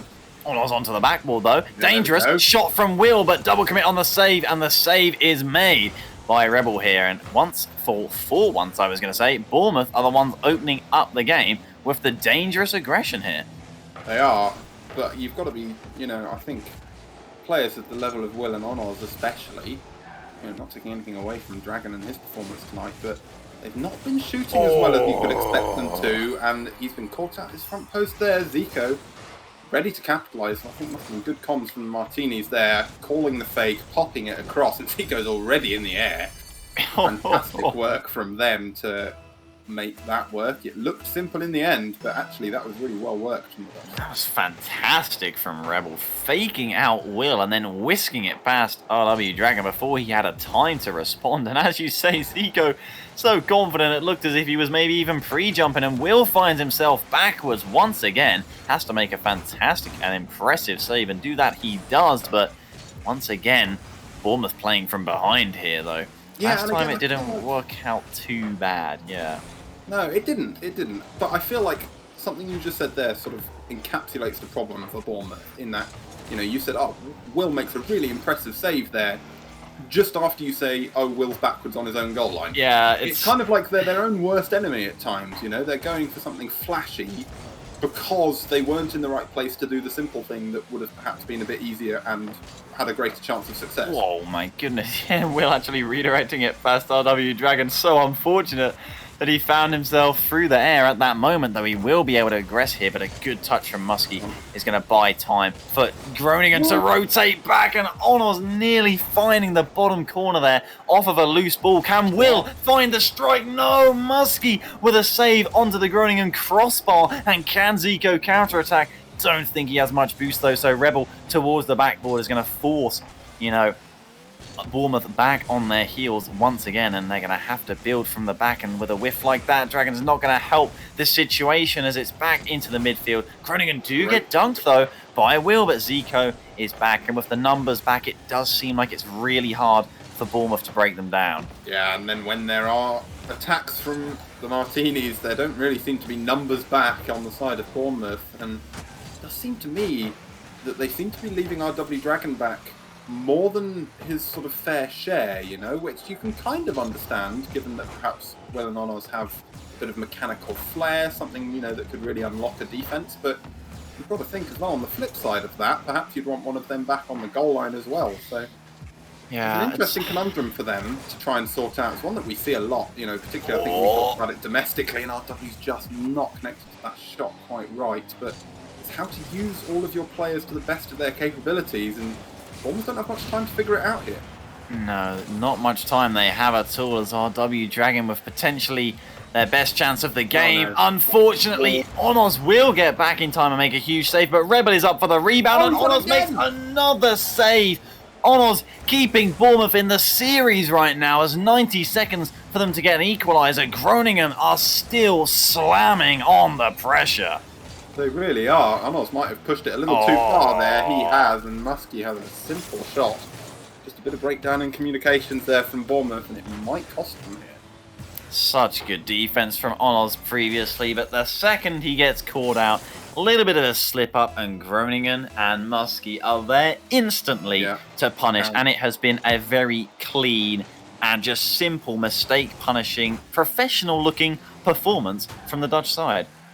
It really has, you know, and the thing is, Bournemouth need this game, you know, and I think that's going to make them stretch, and it might make them a little bit more open to situations like this. Onos gets back just in time. And of course, if they concede again here, it's not really the end of the world. It won't change the outcome. They need goals in the orange net. The Martinis making a very good job of stopping them from doing it. Onos tries to go high, has gone high, got it over two. Where's Will? No, it's Dragon up for the shot. Will tries to catch it, doesn't quite manage. He'll get another touch. That's an insanely awkward read for any Bournemouth player, but quite easy as it turns out for the Martini defence. Onos, into the corner it goes, and as the seconds tick down, the ball's at the wrong end. Rebel just needed to backflip, I think, and Martini might well have had a third. That would have been quite the impressive goal, but the fact is they don't need to go for it at this point as well. They just need to kill time off the clock, and maybe they... Oh, no! Close your eyes, look away, it didn't happen. Oh, my... No, I don't ever want to see this again. Oh, that's so sad. That is harsh, beyond belief for RW, who's actually played so well, stepping in at the last minute there as well, you know.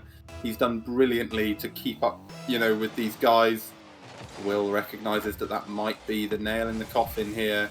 Onos still going for something. You can still, you know, end up on the highlight reel montages. If you get something in the last second, RW off the backboard it goes, and that will seal it out in 3.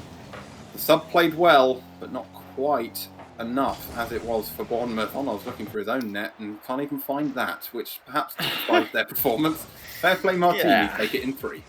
Well played to Groningen. A huge win, not just in terms of the fact it's a win over their competitors for top 3, but also the fact it is a 3-0. Yeah. And the chance of a multiple team tiebreaker here in Group C is incredibly high. And the fact that they have that 3-0 win, I mean, it's a little bit of a gift from Bournemouth, though. Absolutely. That is hard earned by the Martinis. And if you're on the side of Bournemouth, you just have to look to that game too. You pull yourself back into it. You get it into overtime, and then you just completely drop the ball when it matters the most. And if they get that game, who knows if Cloud would have turned up in the next 5 minutes. And I'm afraid it's another disappointing result for the UK. And Martinis, they march on, and that put them on a 4-2 record, I believe. Maybe even better than that, 5-2 actually. I don't know if that's the end of their group stage. Bournemouth, they will go to 4-2, and they'll join the tie with Engine Stuttgart. Not to mention, of course, that the Durham Defenders and ULB coming out of Brussels are still at 3-2 and yet to play. It is unbelievable. The only result we know for sure out of Group C in terms of today is that UEA, also UK team by the way, they're completely out because they lost at the hands of Engine Stuttgart. So goodbye UEA, that rounds out their completely and utterly disappointment of a season. Hopefully they will be better in the summer split. Understandably, things haven't gone their way, and certainly they've ran into Bournemouth more times than they would like. And unfortunately for them, Bournemouth never seem to want to actually see out a whole series with RW Dragon against them. So No. UEA, I think it's fair to say they could definitively hate Bournemouth at this point, right? Yeah, quite understandably, really, they have. It was just domestically for them. It was their initial seeding. You know, they came in slightly lower than expected, which meant every week they had to play at least one, and the luck of the draw was not with them. And every week they ended up playing probably two of, England or Britain's top 5 teams. But that, I think, really, with Bournemouth's loss there goes the UK's best chance, arguably, of topping a group. That's true. I think now Portsmouth have a chance, right? Yeah, so do Beckett Bears. Technically, they would have to pull off some fantastic games, but it's very possible, especially if they beat Dusseldorf.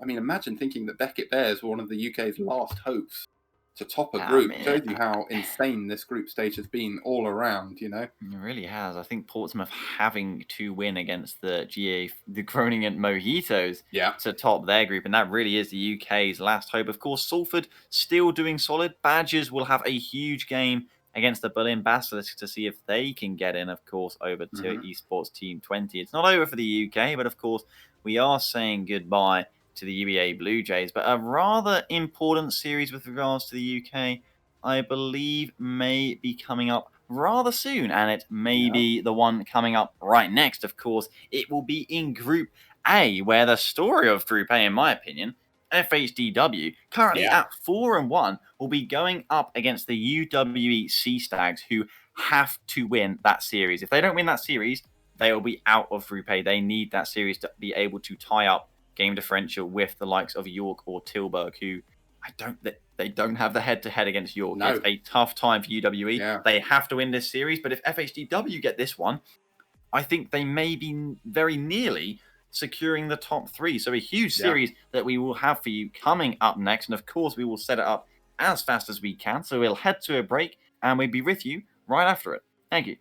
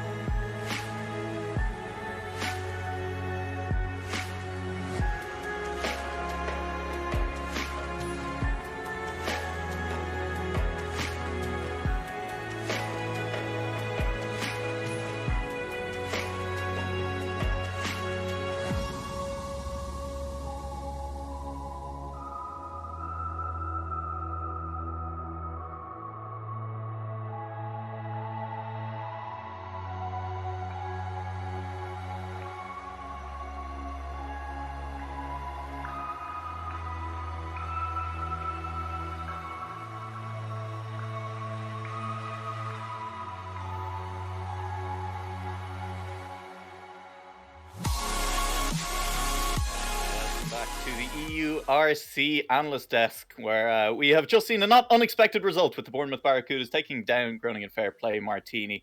Bournemouth playing with a sub on that one, and that's Martini's last game of the group, Stylacto, and that means they are now locked in at 5-2. They're pretty much guaranteed that top 3, and anything else that happens is now completely out of their hands. Yeah, pretty much a very nice result for them, and it seems like Bournemouth just sort of bless a team at random when they choose to end up unwillingly playing with their sub. And well, yeah, fair play Martini, fair play to them. They will take the win where it happens, and play well they did. And yeah, that really should see them top 3 bar. It probably, yeah, I can't imagine a ridiculous scenario. There's no way all of the teams finish on 5-2. So great result for them. Of course, they'd like to think that their fellow, university men, the Mojitos, could also get a top 3 group. That they're currently 5-0 at the top of Group D. But our matchup coming up right now, right, coming out of Group A, and in terms of UWE winning this series, Nirele, how do they get top 5 if they win this series even 3-0? What results do they need to go their favour? I think they need to win this match. They need to then beat the unbeaten Berlin Phoenixes, a team that I think many of us are expecting to go completely unbeaten as well. It's looking rough for UWE right now. But on the other side of it, the FHDW esports side, I mean, it's a lot more relevant for them, as I think they'll be looking now with this win to put themselves onto a 5-2 scoreline in their group as well. And we've just pointed out how that was pretty obviously going to make Martini's a top 3 team in Hyperia. I think FHDW, this is an important match for them. If they win this, that 5-2 probably locks them into their top 3 in Group A as well. Yeah, very much does seem to be the case. And, well, Berlin Phoenix, they are currently unbeaten. And I wouldn't be surprised if they do remain that case as well and get that first spot. But they really want to secure it right now. FHDW, they want to get it right here on the board. And against UWE or UAE, it for sure is possible. They've not really been looking the strongest here at EURC. So I think FHW... are able to pull it out.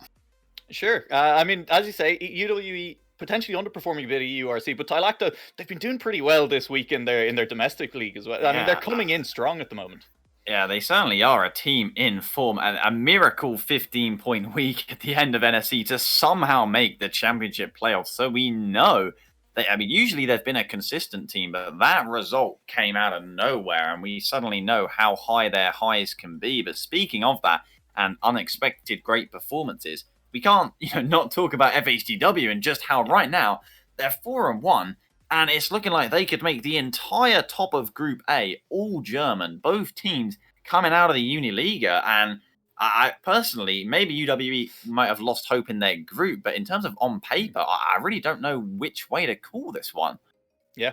I will give you a minor correction there. Tilburg actually took down FHDW in 5 games earlier. So FHDW are no longer 4-1. They're 4-2 at the top of this group. Still, with this 5-2, they probably put themselves into this top 5, or sorry, into the top 3. They're definitely the top 5. And it does make it a little bit harder for UWE. Tilburg was one of those teams they were trying to actually hunt down. So UWE, at this point, basically their only hope of making it through is beating FHDW, beating Berlin, and I think then knocking out FHDW, which is a kind of crazy scenario. So that is another way in which this group is potentially still a little bit volatile. Absolutely bizarre scenario that would be. We could keep on top of them all day, and I mean, it's tough with results flying in every direction, on stream, off stream. It doesn't really matter. But hey, we're going to get another result very soon as we head towards game time. Hyperia, I'm going to have to come to you first. I'm going to ask you for a prediction. Do you think FHDW are going to win this game? Do you think UWE have it in them to cause what's kind of an upset right now, I think? I think the upset, it's a possibility.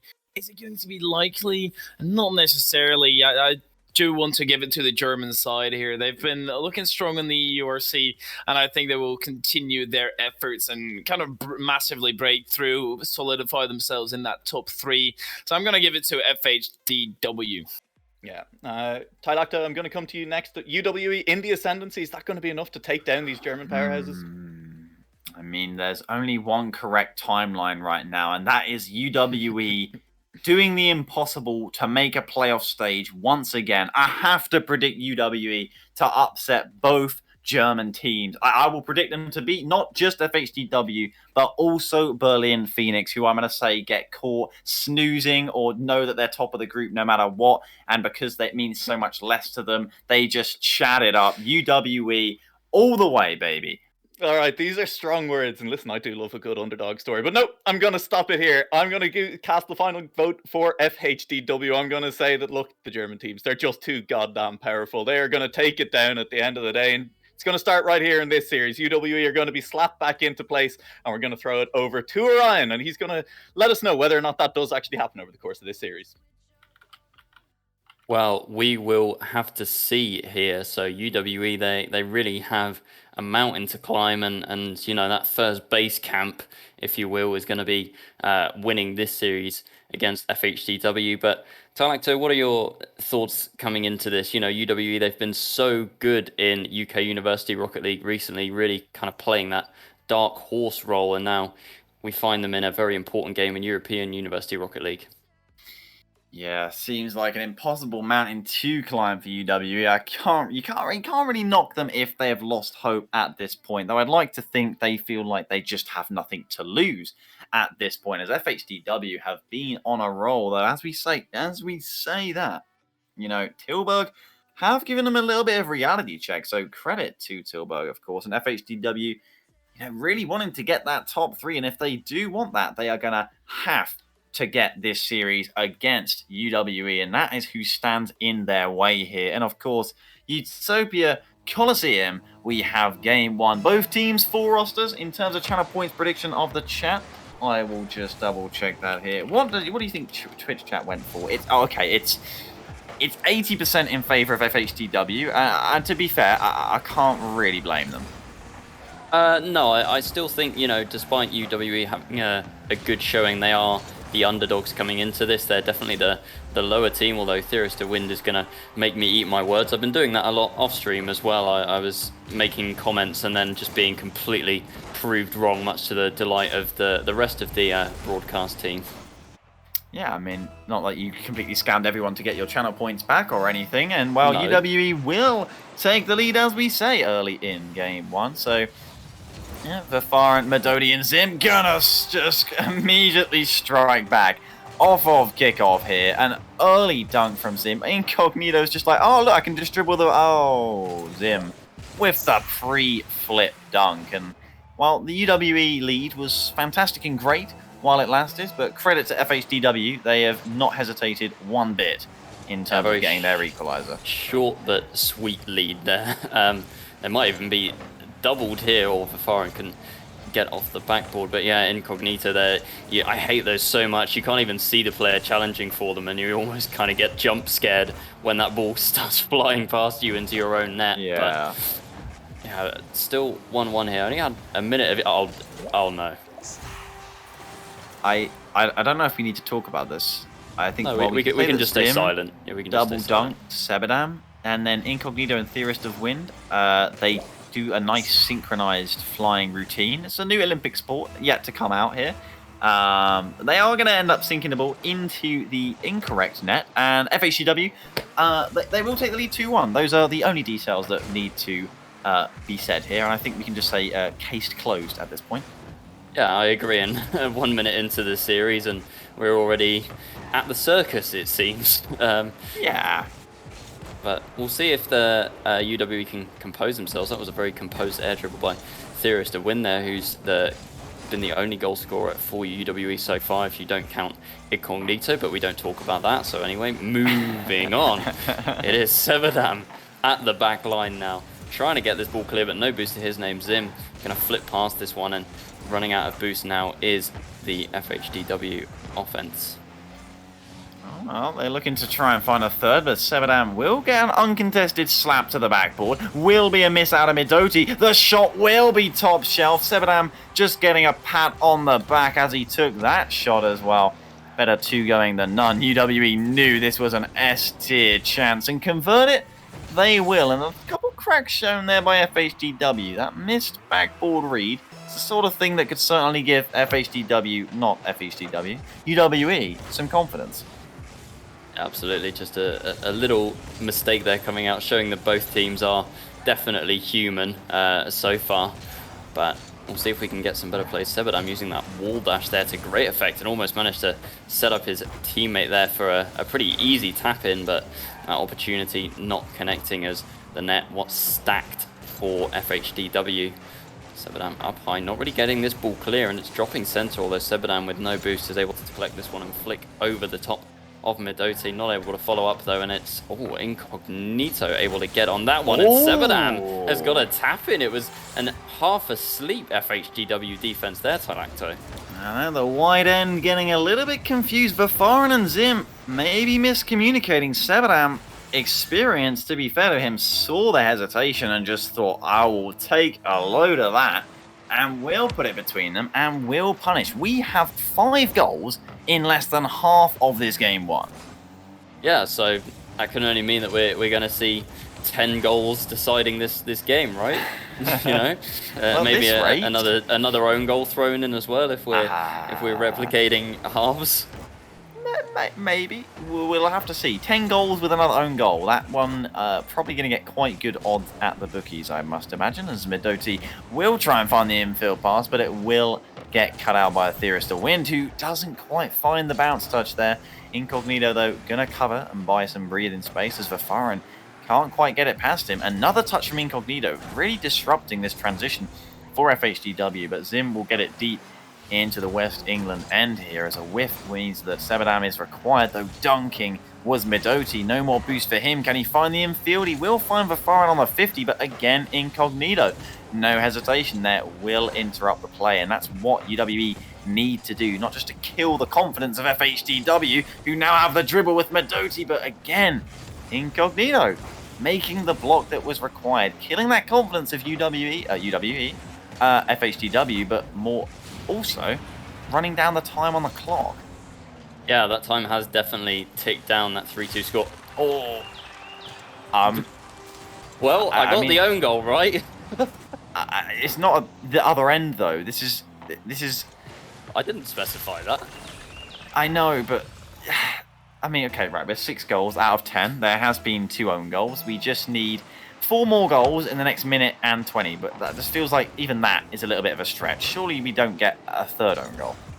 I don't think that that's going to happen. I think 2 is enough, you know, and I haven't predicted a 3rd own goal, so naturally that won't happen here. Okay. Although, Incognito has a flip reset and tried to get back to that ball.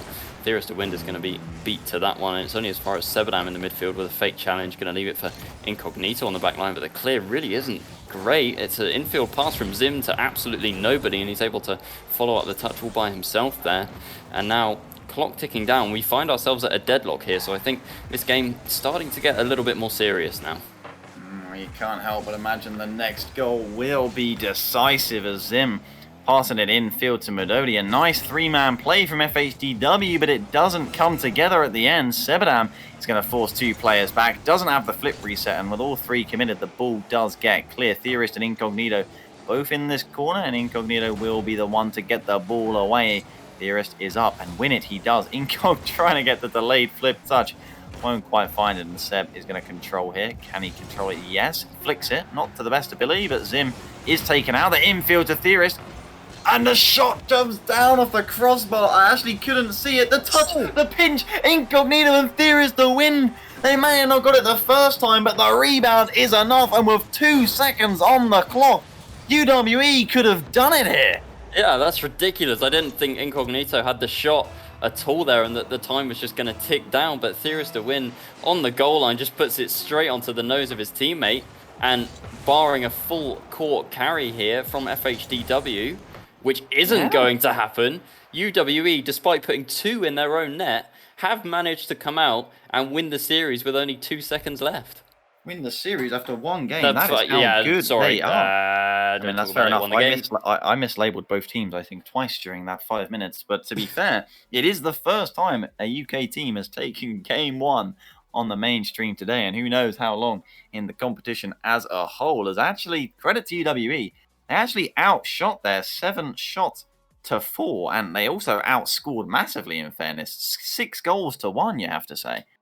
Yeah, I was going to say, you know, without those 2 own goals, that would have been a 4-1 scoreline to UWE, but they definitely made it a lot more difficult for themselves, kind of playing that content game that we've seen from so many teams. Whether that's actually factual or not, whether they're playing for content, we'll have to see. But yeah, I think UWE, they made it way more difficult than it should have been. That was a strong game for them. Yeah, the old Forbidden Temple here will play host to game 2 as UWE, I certainly believe, will want to keep the momentum rolling, as if FHDW start putting the balls in the back of the UWE net without any UWE defending assistance, then I think they might have something to worry about. I was going to say, considering this is a Forbidden Temple, we have quite a lot of spectators, but anyway, Theorist to win now in the corners. Made a bit of a blunder there, but a miss coming out from Medoti is not going to really trouble the UWE defense for the time being. That one is going to pinch into the midfield, though. Can Medoti get a shot on target? He gets a touch, and it's into the corner, but only as far as Theorist to win. That shot is better. Can Theorist to win get there? No. Vafarin has opened the scoring here for FHDW.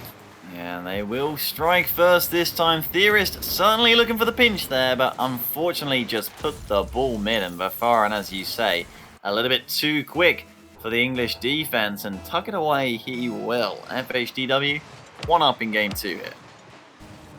Sebadam into the corner. Medoti's not going to make contact with this, but Sebadam, I think he went for that corner boost and wasn't able to get back to the ball. It's Vafarin with a brilliant shot and a double commit there, coming out from Sebadam and Theorist of Wind. Sebadam trying to get this one into the midfield now, and Theorist of Wind finds the ball being fired off the front of that Nimbus. Trying to get one over the top, beats Vafarin, but only as far as Zim. Incognito, that's an absolute monster of a 50-50. Can Sebadam do anything with this? No, not going to get the block this time, and a minute gone. The lead still standing for FHDW. Yeah, it is. Although, again, I'll just point out the fact that there was a backboard miss earlier in this game, and there was also one last game. Oh, and as I was saying, that Theorist to win with an uncontested shot off that backboard, but the second touch going way over the bar. But I just think UWE are finding so much success with the FHDW backboard right now. Their defense really seeming to maybe have a weak spot there, but it'll be interesting to see if they can punish based off that, as Theorist, he will intercept in the midfield, but Zim looks to be in control despite not having any boost, will fake out.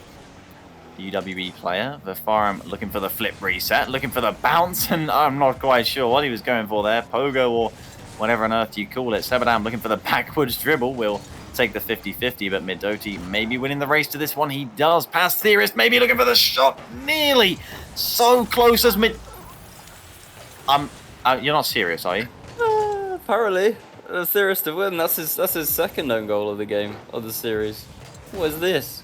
That is an incredible angle double touch. This is UWE's third own goal in 2 games. A second for Theorist to win. My eyes are not lying to me here. And FHDW do have a 2-goal lead here in game 2. Will it be 3? Not quite. Zim nearly working it around the defense there. Sebadam having to go from the ceiling, though having to also to delay it. Works it around 1. Zim is up. Theorist will dunk here and put the ball towards the correct net, but Zim is up once again with a nice angled shot that Incognito had to cut out, but he cut it out well. The flick does come through from Seb despite low boost and does force the save here. He's going to have to rotate out due to no boost being there. Theorist, I don't know, all players on the same side as well. Vafarin whisks the ball off Medoti's head there. Unfortunately, because of that double touch, there's not going to be anyone for the infield here as we're half-time. No goals on the board for UWE. Not what you'd want to see if you're from the UK right now. Sebadam delaying with the jump back down, trying to flick it bottom corner, but just too many wide players in the way there. And FHDW, they keep their clean sheet for now. Yeah, just about. That was a great play from Sebadam there, and it looked like the defense was just starting to panic more and more as he just took that ball further and further into their defense and wasn't able to come up with the goods, but definitely trying and just reminding us of how good a player Sebadam is. You know, he can do solo plays, he can set things up for his team, and he kind of is that front man, you know, of the UWE team, and he's really made Theorist of Wind and Incognito into extremely talented players during their time playing with him. I mean, he's so talented, he can't stop Theorist of Wind from scoring right now. If only he could tell him which net to put the damn ball into in the first place, though, as that might take a little bit more teaching, as Sebadam will not be able to beat 2 in the midfield there. Incognito's touch goes as far as Vafarin. Theorist does not double touch it into his own net, an actual very nice clear off the UWE backboard, but time is running out, unfortunately, here as we are approaching the final minute of game 2. Midodi forcing that one round the corner, looking to rotate, does get the boost as well. Seb is deep in the FHDW end, but Zim is comfortable there to try and take the 50, and with all 3 players back, you'd think that there's no room for Theorist of Wind to get that ball in. He does pass it back to Seb, who puts it onto the backboard, which is once again unattended, but the shot from Incognito is crossbar down, but not in the back of the net, and surely that had to go in for UWE. Yeah, very difficult shot. You know, the net was kind of open, but Incognito still had to place it, and, you know, it was a very difficult shot to take. Like, if he'd made it, it would have been excellent, but that really was the, you know, go-ahead opportunity for them if they wanted to try and chase a game win by taking this to overtime. So I think that miss is really going to hurt them, and I think we'll probably see a series tight here unless Sebadam... Oh, he went for the flip reset, and Incognito not able to score that one. So I think we are going to be looking at a tied-up series here. Vafaran can't quite find the bottom corner for a third. Will that shot find the back of the net? Oh, yes, it will. An absolutely sensual shot from Midodi. Just ping-ponged off the woodwork of the UWE net. Now, that was just satisfying to watch go in. Yeah, hit the post and the crossbar. You don't see that very often. Definitely had some pace behind it, and 4 seconds left. That 3-goal lead, although technically it's 2 goals, but again, we don't talk about it. I mean, to win, some of his goals have been really, really impressive. They have been excellent, yeah. His shooting form is incredible right now, but unfortunately, he's kind of cancelled it out by doing equally well at both ends.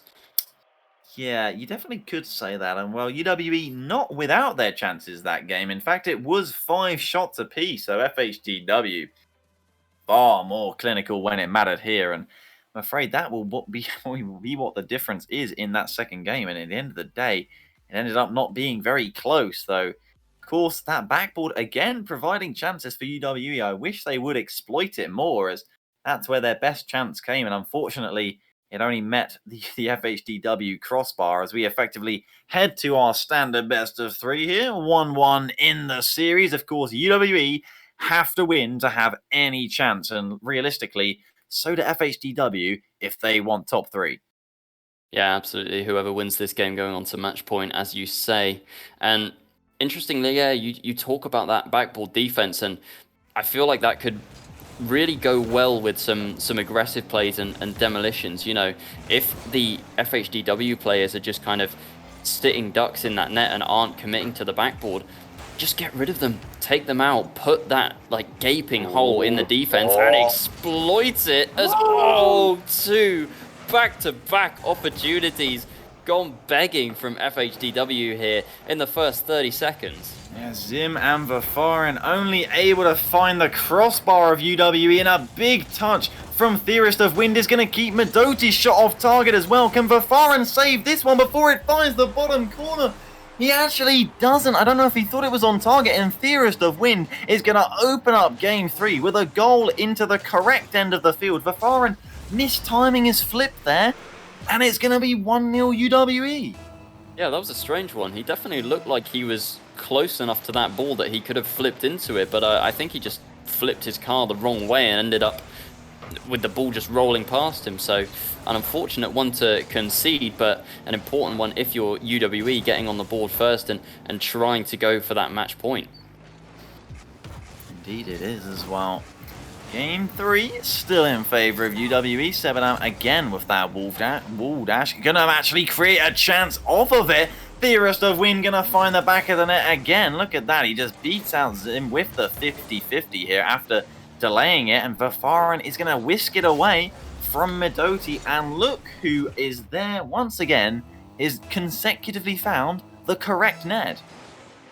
Yeah, beautiful shot from Theorist of Wind, starting to show, you know, why he is a valued player on this team. He had a bit of a wobble in games 1 and 2, but he seems to have recuperated a bit now and is finding his shooting form. And, you know, despite Sebadam being, like, you know, the prolific player that he is, it is usually Theorist of Wind that is kind of the striker of this team.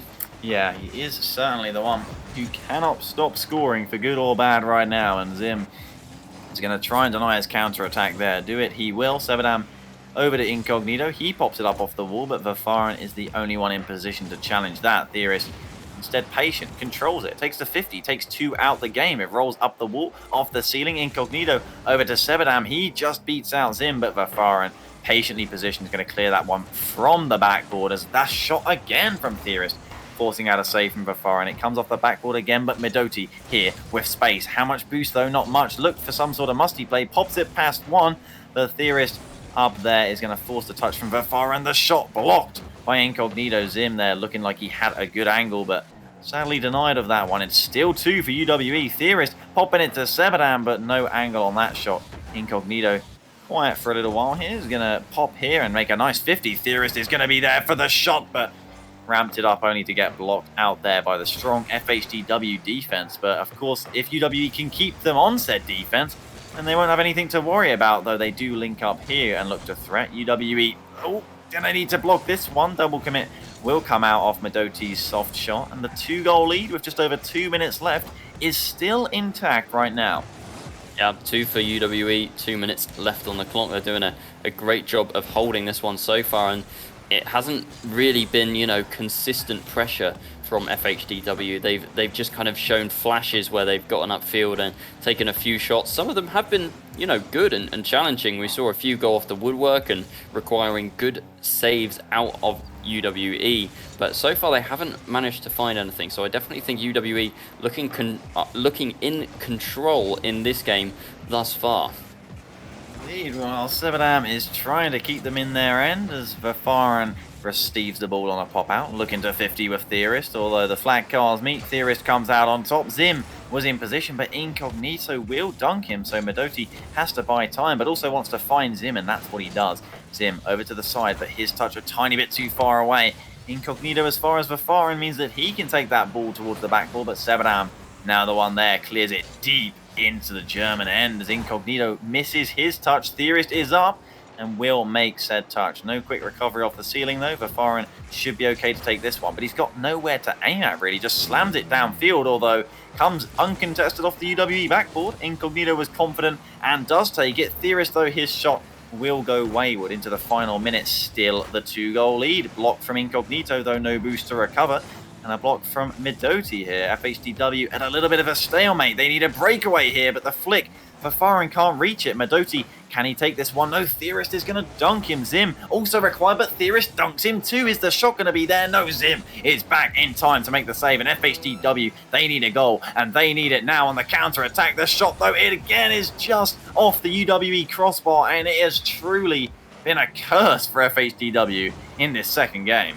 Yeah, clock ticking down. They really weren't able to find that opportunity, and I think that was credit to UWE, who instead of turtling up on defense were able to get those challenges in the midfield, although they might get one back here. 8 seconds, they've given themselves the best chance of trying to take this to overtime, and it would only require maybe a throw or an own goal.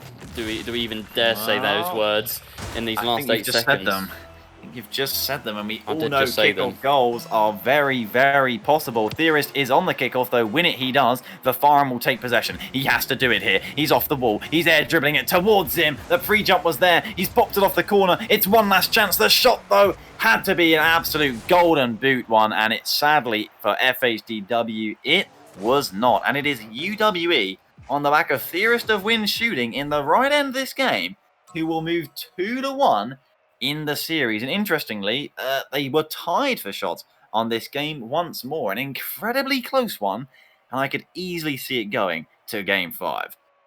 I could see it going to a Game 5 as well, but credit to UWE, they definitely look to be the stronger team, I feel, in that game. Maybe that final minute there started to swing towards FHDW and they were able to get a goal back, but I think UWE looked the more comfortable team and they looked the more consistent team in terms of just the touches that they were making, but also, you know, consistent offensive pressure. They looked solid on defense as well. So they've given themselves a great opportunity here. And even if they do lose this one, you know, they've got that other chance in Game 5. But FHDW, they've got to win.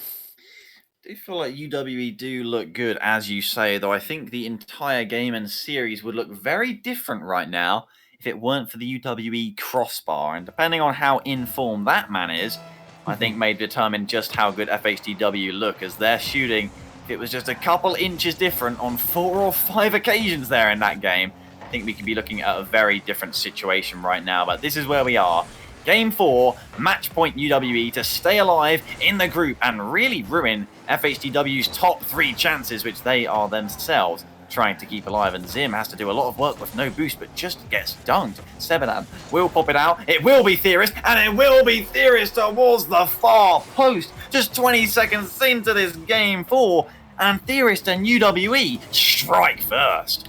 Yeah, just 20 seconds in, and despite FHDW taking early control there and threatening within the first, 10-15 seconds, it was just that challenge in midfield, and it just opened things up for them, and all of a sudden, they found themselves on defense and panicking about it and conceded very, very early on. So not great for FHDW, but UWE, they're going to be laughing right now.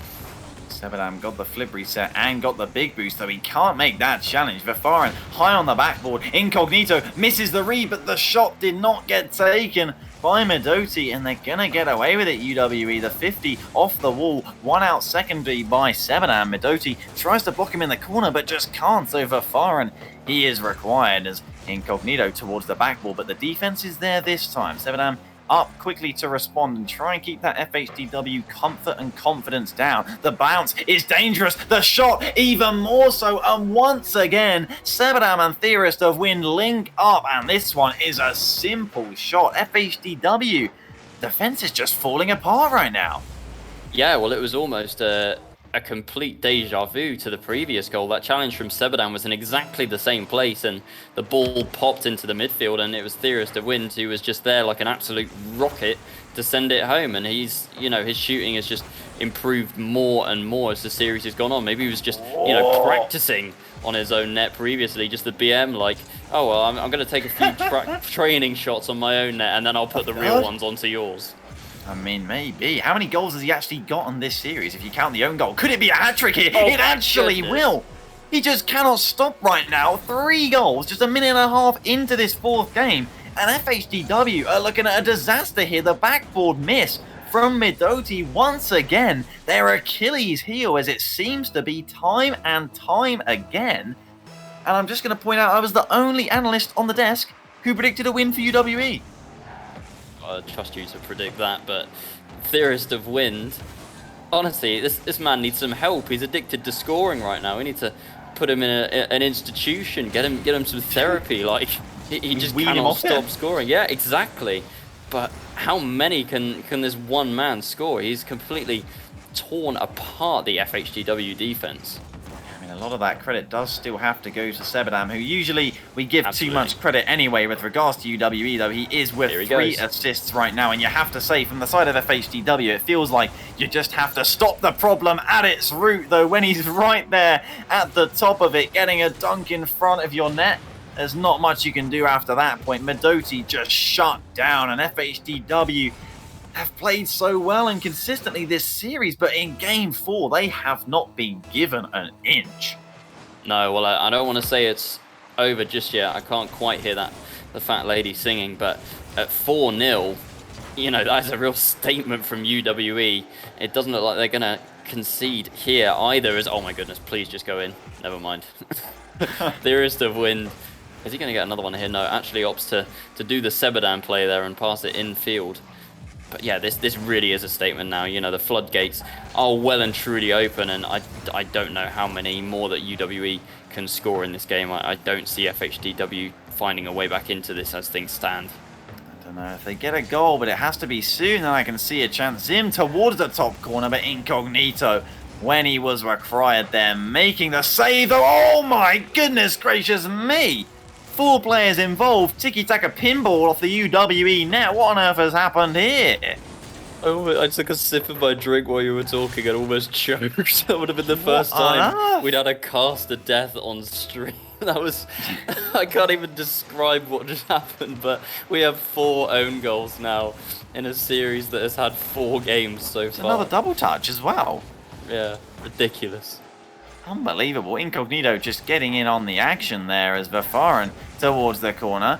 Who will get more own goals this series? Incognito and Theorist both have 2 to their name. Will any get their hat-trick? Incognito, that's a very important block on the defensive side here to sort of stall that FHDW momentum, which Zim has to stop that 50 from going straight into the net. Sebadam with no respect will just challenge early there. Medoti trying to get a demo, but Vafaran, his pass falls on a Zim that has already gone back for boost. So Theorist again with a chance, but Zim again with the save. But the problem is right now, the time is ticking down. Vafaran will take the shot though, but Incognito again is there for the top shelf save. And he could be the difference here in this game 4. And he is the only one that seems to be allowed to score on the UWE net this game. Yeah, Incognito. I mean, That's 5. That is 5. That is 5 own goals in less than 5 games. Zim decided that he needs to try the UWE strategy and has just put it in the back of the FHDW net there, expecting Sebadam to get more of a strong second touch.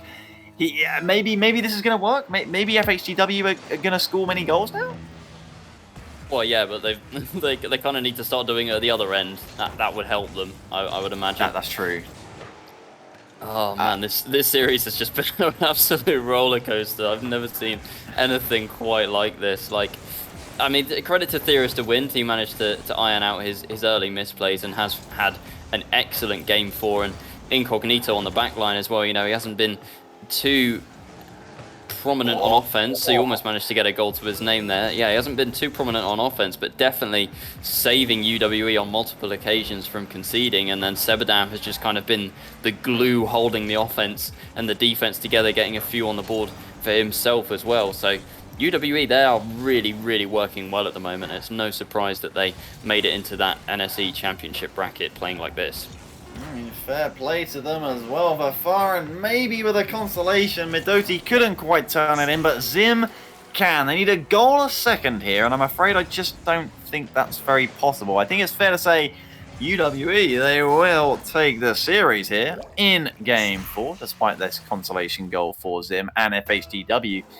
Their fate now no longer entirely in their hands, and of course UWE, it actually technically is. It is still in their hands. They just have to beat Berlin Phoenix now, which is definitely easier done than said, for sure. Absolutely, for sure.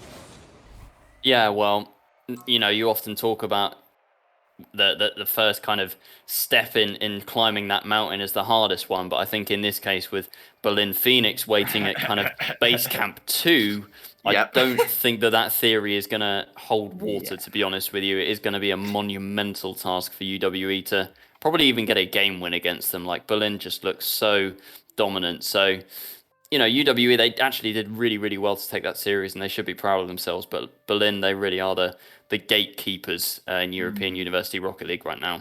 Well, the only thing that is in their favour, of course, is that Berlin will already have secured top of that group. And if they don't take that game seriously, who knows what may happen, as our last series of the game will be a very serious one. Last series of the day will, of course, be the TUD Apes going up against ULB. It'll be Ireland against Belgium here. That matchup coming to you out of Group C, which currently TUD Apes are at 3-3. They have to win that game, whereas ULB at 3-2. This is so ridiculously tight here in Group C, and I couldn't hope for a better series to end the day on. Of course, we'll be with you after a rather quick break. I won't be seeing you going anywhere. We'll be back as quick as we can and setting that series up, and we'll see you then.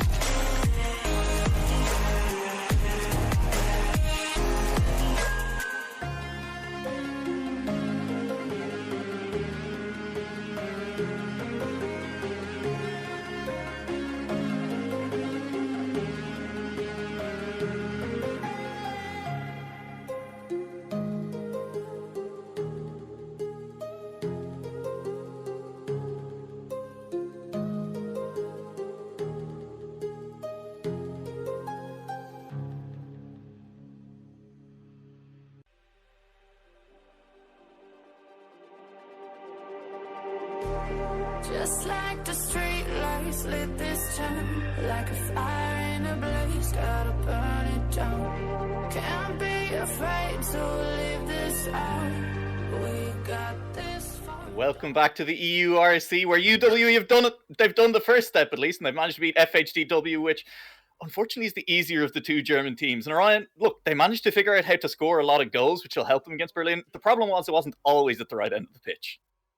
Yeah, as you say, they've kind of taken the first step, which is probably, maybe a couple of inches tall. Unfortunately, that second step is probably about the height of a skyscraper as they find Berlin Phoenix in their way. So, they've given themselves the optimal chance. And as Tylacto said, it will kind of depend on how seriously Berlin Phoenix take that series, because, they're pretty much guaranteed now. But there's a chance for UWE, but I fear that it probably is quite a slim one.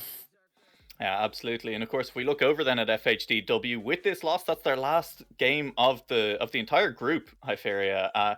They finish on 4-3, which, while it's good, still leaves them in a position where their fate is no longer in their own hands. They could slip down into this lower bracket start, down into that 4th, 5th spot, with a couple of results falling not their way. Yeah, you never want to be in that position. You always want to take matters into your own hands. And now, if you get a little bit unfortunate with the results, as you said, you could just fall out of that top 3, not have the greatest seeding going into the playoffs. And yeah, you just want to have the best for your own team. Obviously, you always want to do the best. If it's not even necessarily for seeding or whatever, you do still want to have that as practice. And now with their loss, it's not in their hands anymore. Yeah, you want to keep your fate in your own hands. But you know whose fate is in their own hands? It's the TUD Apes. And we're going to head across to Group C for this next series. And it'll be TUD and University Libre de Bruxelles, which absolutely I should not have tried to pronounce. And look, I'm aware of that now. But, both of these teams, this essentially will decide which one of these teams manages to stay in, squeak their way into the top 5, or which one of these teams will be going home. The bottom 2 places, 7th and 8th, locked in this group. We're now just looking to figure out who is this top 5. And Orion, it could not be closer. And honestly, it's going to be tough between these two teams to call who's going to take it.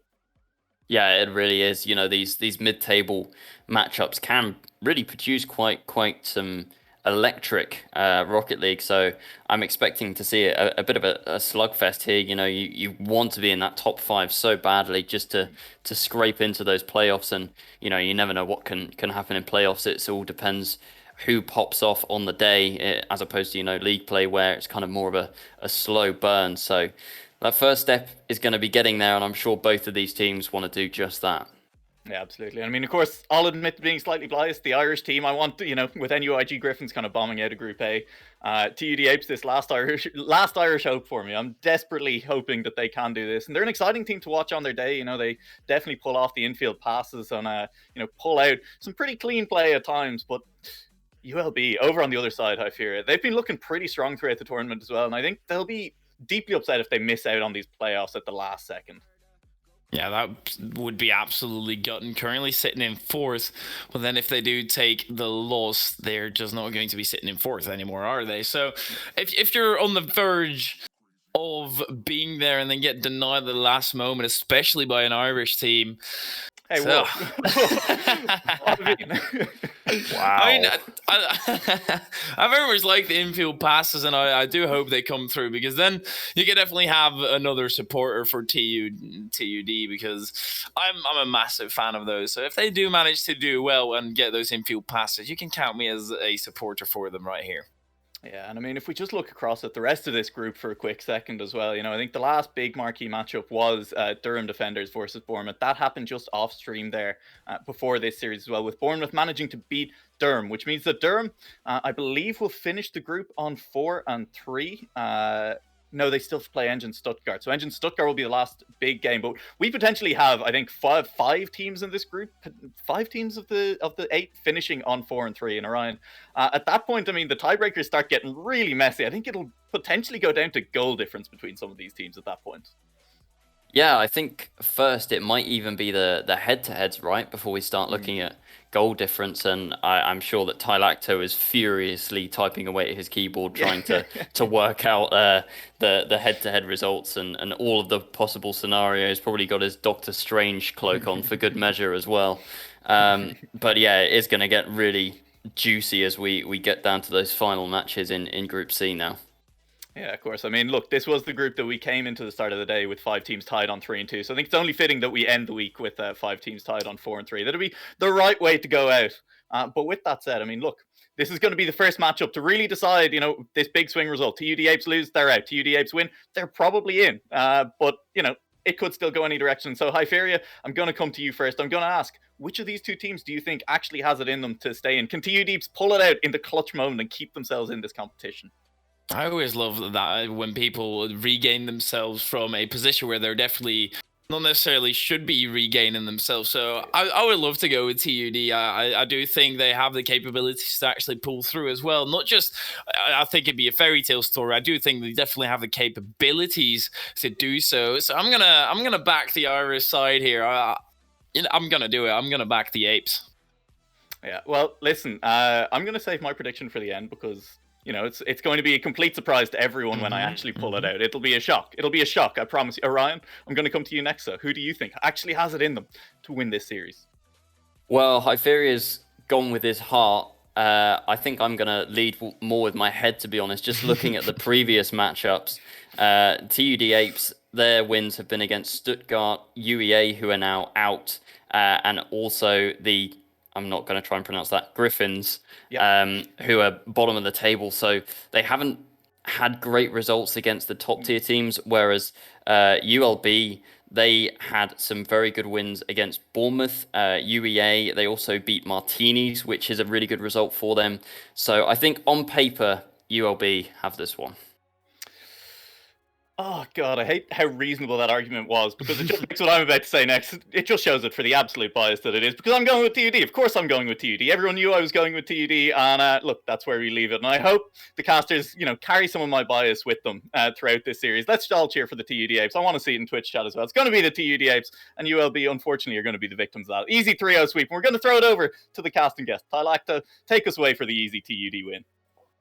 Well, you say easy TUD win. I respect it. I'm not saying it's wrong. Twitch chat equally thinks this is going to be incredibly close, Hyperia. 53% in favour of the side from Ireland, whereas poor URB coming out of Belgium, just 47%. Imagine that. But I do have a feeling that considering the stakes at hand directly for both these teams, I think we might have saved the best series of the day until last.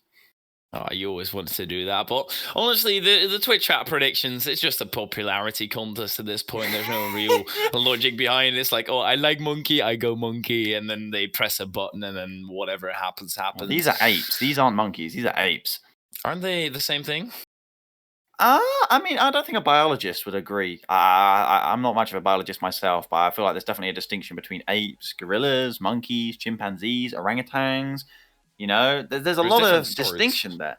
We'll have to ask the TUD Apes what they feel themselves, as of course Game 1 is afoot here on Utopia Coliseum, and it'd be interesting to see who can get off to the strongest of starts. Of course, the remaining games for ULB are this one right here, and of course against the Szczecin Griffins, who you'd expect them to win against, meaning you'd expect them to have a maybe 4-3 ending if they can win this series. No, they'd get 5-2 if they won both series. It's down to the TUD Apes to stop them from doing that and then be able to take the head-to-head, although ULB and C's there immediately on the attack. The cannon trying to help TUD counter, and a huge series afoot here in terms of determining the fate of both teams. It's massively important indeed as this ball is cleared out by Parable. Not too hard of a clear, but Apes, they've been on their own defensive half for pretty much the entire time. Sees off the sidewall, gets denied by Shane.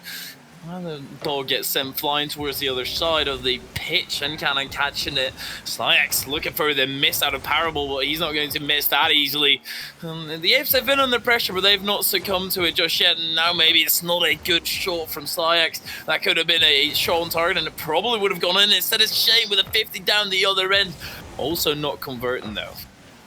Indeed, well, no clean-cut chance just yet. As Nualeg was saying on the panel, the TUD Apes really are the last hope for Ireland in EURC right now. And if PXL do not beat Loughborough in their final matchup of the season, the same could be said for ULB being the hope for Belgium, though of course they do have PXL with that game against Loughborough. As I do say, Shane just getting blocked out on that shot there by Seas, who's in the right place again once more, seeing to see if he can be the danger man for ULB, though. Saying that, 2 minutes into game one, no goal just yet, though. That could change at any second. If Seas can get the double touch, it doesn't matter. Slyax is there to put in the rebound, and ULB strike first.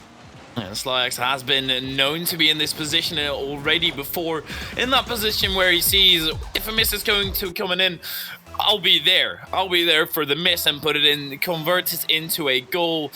You have to commend it at times. Sometimes it's just the smart thing to do. Other times it can be a little bit disrespectful, but currently Slyax is doing it within reason.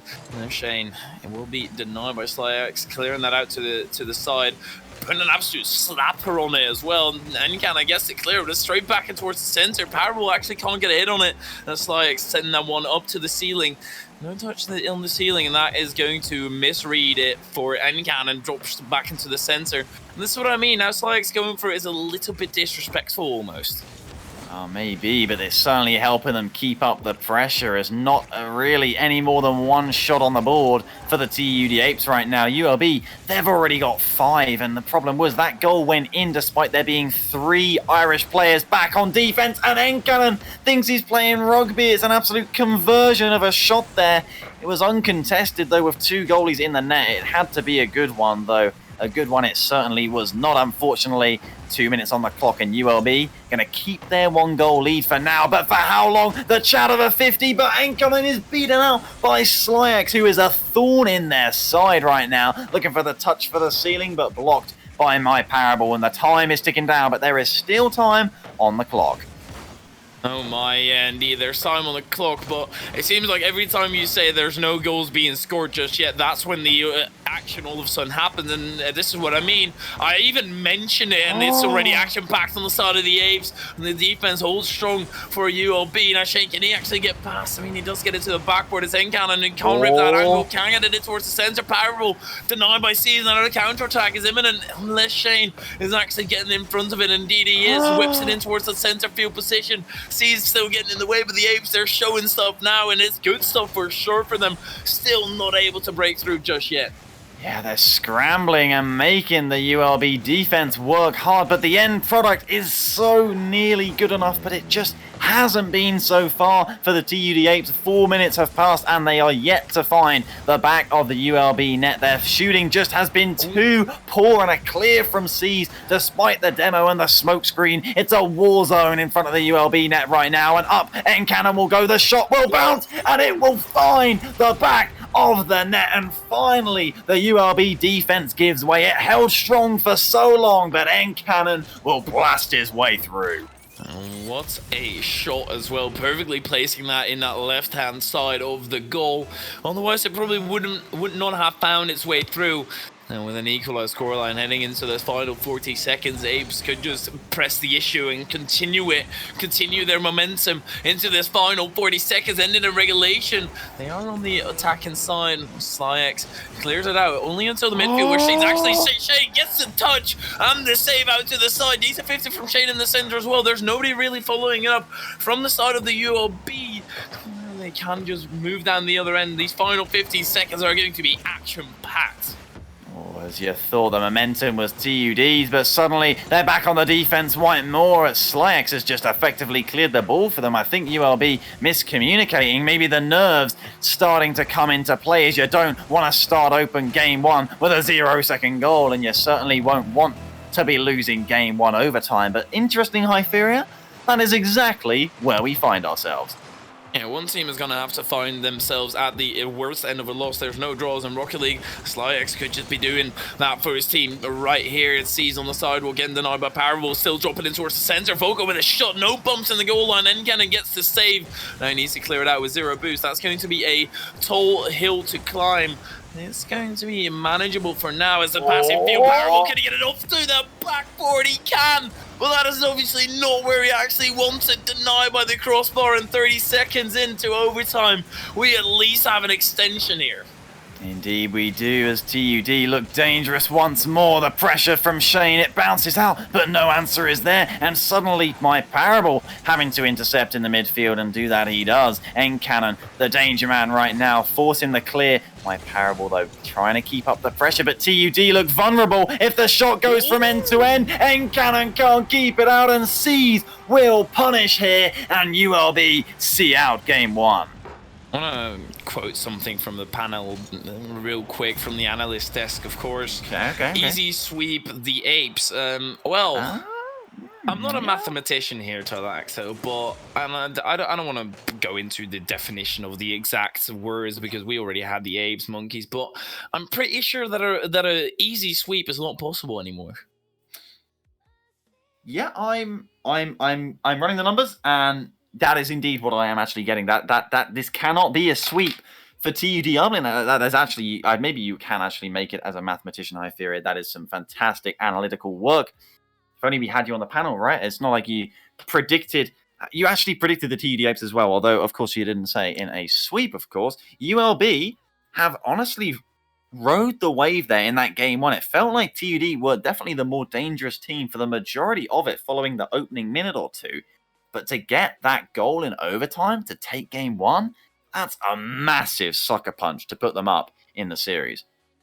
Yeah, it's for sure a lot of momentum that they can gain, because the amount of pressure that gets put on you in that overtime, if in such a pivotal series as well, because ULB, they're fighting to get higher up, and they need this win just as bad as the Apes do. Let's see whether they can actually continue that momentum. Obviously off to a good start. Now heading into game number 2, ULB will look to press that issue the entire time and force them in awkward positions. Now let's see, ULB off to a decent start already, getting in towards the Apes side. Pops back into the center, and that's my problem with Apes. A decent amount of the time that their clears are not really as solid as they should be. Yeah, if they're not going to be finding a teammate, then you do want them to be getting as much distance as possible. Just make sure it takes the most amount of time for the opponents, in this case ULB, to turn it around as possible. But as you say, they're not doing as good a job as that as maybe that they can. Seas tries to work it again. He's found the difference maker in game one. Tries to strike early in game 2 here, but the defense holds strong for now. Shane and Seas faking each other out there. My Parable into the corner forces the response out of slacks. I've noticed that My Parable has somehow broken the game and looks like he's playing in blue, as despite him being on the white team. Don't know what that's about. I think hopefully he's not planning on playing for ULB, as I think Dublin will certainly need him sooner rather than later here as we get through the first minute. Still goalless once again. TUD again trying to put up some pressure, but you have to be ready for that ULB counter-attack at any moment, right? I mean, it doesn't even necessarily have to be a counter-attack. Could also just be a long-range shot, and then, well, if you throw it away to Shane, he's going to score that on the left end of the goal once again. It seems that they've got a little bit of a attraction to that left side, but as long as it goes in, it does not matter whatsoever. ULB find themselves one goal down early in game number 2. Indeed they do. It's rather tidy, I must say. It's a miscommunication, I think, there from Seas and Volkos, but punished by Shane it will be. He absolutely hammered that one home as well. Shane slapping it down field here. Seas is up and down towards Cannon, but the shot, you know, is going to have to be an absolute miracle of a shot to get it past the two defenders there, and sadly for DUD it was not, but they do have the lead for the first time in the series, actually. Now in game 2, Volkos gonna let it run for Seas, but unfortunately still touched it, so no, I said shot there, as UOB just trying to find it. Will make the defensive block there to prevent that counter-attack. It's 3 minutes left on the clock again. TUD trying to work it out of defense, and they appear to be doing it, so this time they're clear, finding a teammate in Shane. Yeah, it's a lot of loose cannons right now. A lot of balls being sent down the pitch, and it's not really getting caught properly. And as I say that, Shane looks to rip the shot. Voco gets in the way of it. Now Cannon pinches it in towards the center. Schleich still with the clear out, pops it in towards the corner, which is a little bit of a dead zone. Not much happening from there. Shane Orchard passes it towards the center. Cannon is still first responder to it. Can't get a proper rip of a shot. Now it's Seas going down the other end, picking up that boost. It's Parable still getting into the corner, but Seas, he He read that play from miles away. The pop up now. Volko can he get it past, and indeed he can. ULB equalise. Volko, such a well-placed shot under pressure. Sees, pops it out to Slax. I'm not sure if he meant to find the pass, but what a pass it was, and the shot past both N-Cannon and My Parable. Such a high pressure shot, and yet he makes it under set pressure. Half time, and it's 1-1, and could be quick off the kickoff. Shane required there, and he will make that stop. 27 boost to his name, stuck on the wall. N-Cannon has to clear that one downfield, but ULB, they'll take the ball back, and they look to build on that. Seas forces a response out of the defense as well. N-Cannon cuts to make the pop, that it's just a time buyer, though Shane is able to come through and win out the challenge. Slyax will come and make that challenge indeed, but round the backboard it goes. Seas in the corner will block it out, and now the pressure starting to come out for TUD again. And I don't like TUD, right? And I'll tell you why, because they've misled me. They've... With apes in their name, I thought this is going to be monkey playstyle, just send everyone at the ball and then have amazing mechanics. Placebo. I mean, I'm still misled here, Toylak. So I've been led on by the Irish side, and I don't like being led on. I don't want to see this kind of organized playstyle. I want to see Monkey Brain going into full effect. Now Slyax off to the backboard. It's Shane with not a touch, but it's good enough to get it out to the side. And kind of struggles to get it even further. Now let's see whether the monkey can come out of the apes for a little bit. Maybe, as they're being forced under the cosh right now from ULB, who should challenge at the midfield. Indeed, Slyax does. N-Cannon can't get it past him either. The shot could come out, though it's just over the bar from Seas, nearly finding that top corner as TUD under a bit of pressure now themselves, having built some earlier on in the game. We suddenly find ourselves in the last minute right now, and having that game one overtime go their way. ULB are a far more better position right now. Should they get the next goal, it could be a spelling end for the series, as TUD, they really need this next one. Although that could just happen right here. Vocals gets in the way of it and still pops in towards the center. Shane can't get it on target. And I think the Irish side, they need to start scoring relatively quickly. If they want to finish this in no regulation, Shane will just do that right here. Obviously in the left side, but obviously into the back of the net at the same time. 60 seconds in and overtime is not as likely as it was. Oh my goodness, that pinch from My Parable. I thought it was too heavy, but Shane, stretching like a cheese string towards the top corner there, has potentially got a winner here with 16 seconds left on the clock in game 2, and N-Cannon immediately 50ing it on to the ULB net. But can they build? They've still got a few seconds. Shane, he says he wants another, and he'll find another. It's the top corner once again. He's found the sweet spot here, and he's gonna get more of it. Oh my, he knows what works, so always stick to what you know, and Shane doing that with perfection. Something I do wonder, are cheese strings really that stretchy? I mean, have you ever tried them? I've tried them. I don't really like them that much, but I've never really tried to stretch them out, to be fair. They're kind of bendy and stretchy. They're definitely pretty flexible, yeah. Did you know that they are used, if you order a cheesy crust, that's cheese strings in there? Is it? Yeah, it's cool, fun little facts for everyone. But it's like melted as well. Yeah, I mean, it's cheese. I reckon it still melts if you put it in like 200-degree oven. It's not. It's just interesting. Like how many cheese string per crust? Like does it have to fit perfectly around? I mean, it really depends on what size pizza you're getting, right? So, like, if you're getting standard size, I'd say about like 5, 6. I don't know. I've never worked at a pizza place, but I don't know. Got to work the circumference. I got the circumference. Use my pie and use my knowledge and everything. That's fair enough. I mean, speaking of pie, I think we've got an absolute treat. Cake's nothing like pie. We're going to say we've got an absolute pie of a series here. Does that sound like a treat? It sounds like a treat. I like pie for the most part. We need to stop thinking about food. I'm getting hungry again. We've got game 3 on our hands right now. It is 1-1 in the series to determine who can potentially make it out of the group as its last chance for TUD. And ULB may have it a little bit more in their hands, but I do not believe that they can afford to lose this series realistically as well. Slyax from that backboard is going to try and get it past another. But little Zeno, he's going to meet some resistance there in that midfield from TUD, and I think it's really about ULB just calming down the offense right now, as that was 2 quick goals in particular for Shane. It's the sort of thing that could spell more to come. Yeah, since it was at the end of the game, though, I don't really think they're going to be too bothered by it. At some point, you already know that you've lost in Shane. Oh, what a ripper, but it doesn't find its way into the back of the net. It's a perfect pass in towards the center. A little bit too perfect for Shane's liking. He didn't expect it to be happening. Now, Encannon, he gets the demo, but it's still with 5 boosts. It's going to be a tough task to get it out even further. And now bouncing on top of his car, it's he's taken over. Can he get a second touch? Rips it around Shane. Can't get it further than Parable, though. No, he can't quite, but ULB now finding another gear here. The infield pass towards Volkos, though he couldn't read how many touches C's had. Slacks will be here to keep the pressure, but Shane, he's up nice and early to try and push it forward and nearly found the back of the net off of C's nose. Encannon off the corner. My Parable had time to take the shot, but unfortunately couldn't find the mark. Ended up more passing it. Shane's air dribble is also going to go high here, and it's chances like that if you end up losing the game right, you look back at them and you think about what could have been.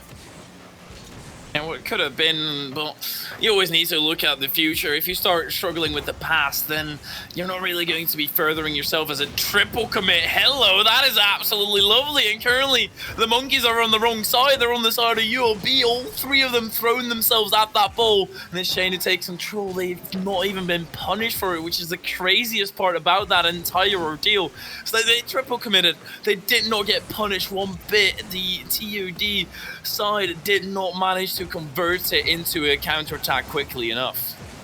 Maybe giving the Belgium University a little bit too much respect, though nerves could certainly be afoot here, as we're effectively in a best of 3 to determine these teams' fates in the group. They've played all these games in this group stage, and it effectively all comes down to this, and any goal could be the difference maker, not just in the game, but in the series, as momentum is a huge deal when pressure is everywhere in every single one of these players' minds, as the infield will go to no one from Slyax. A slap towards Encannon, though he couldn't quite work the angle around that one, as both teams connecting for a split second, and then it sort of falls apart a tiny bit before it starts to materialize.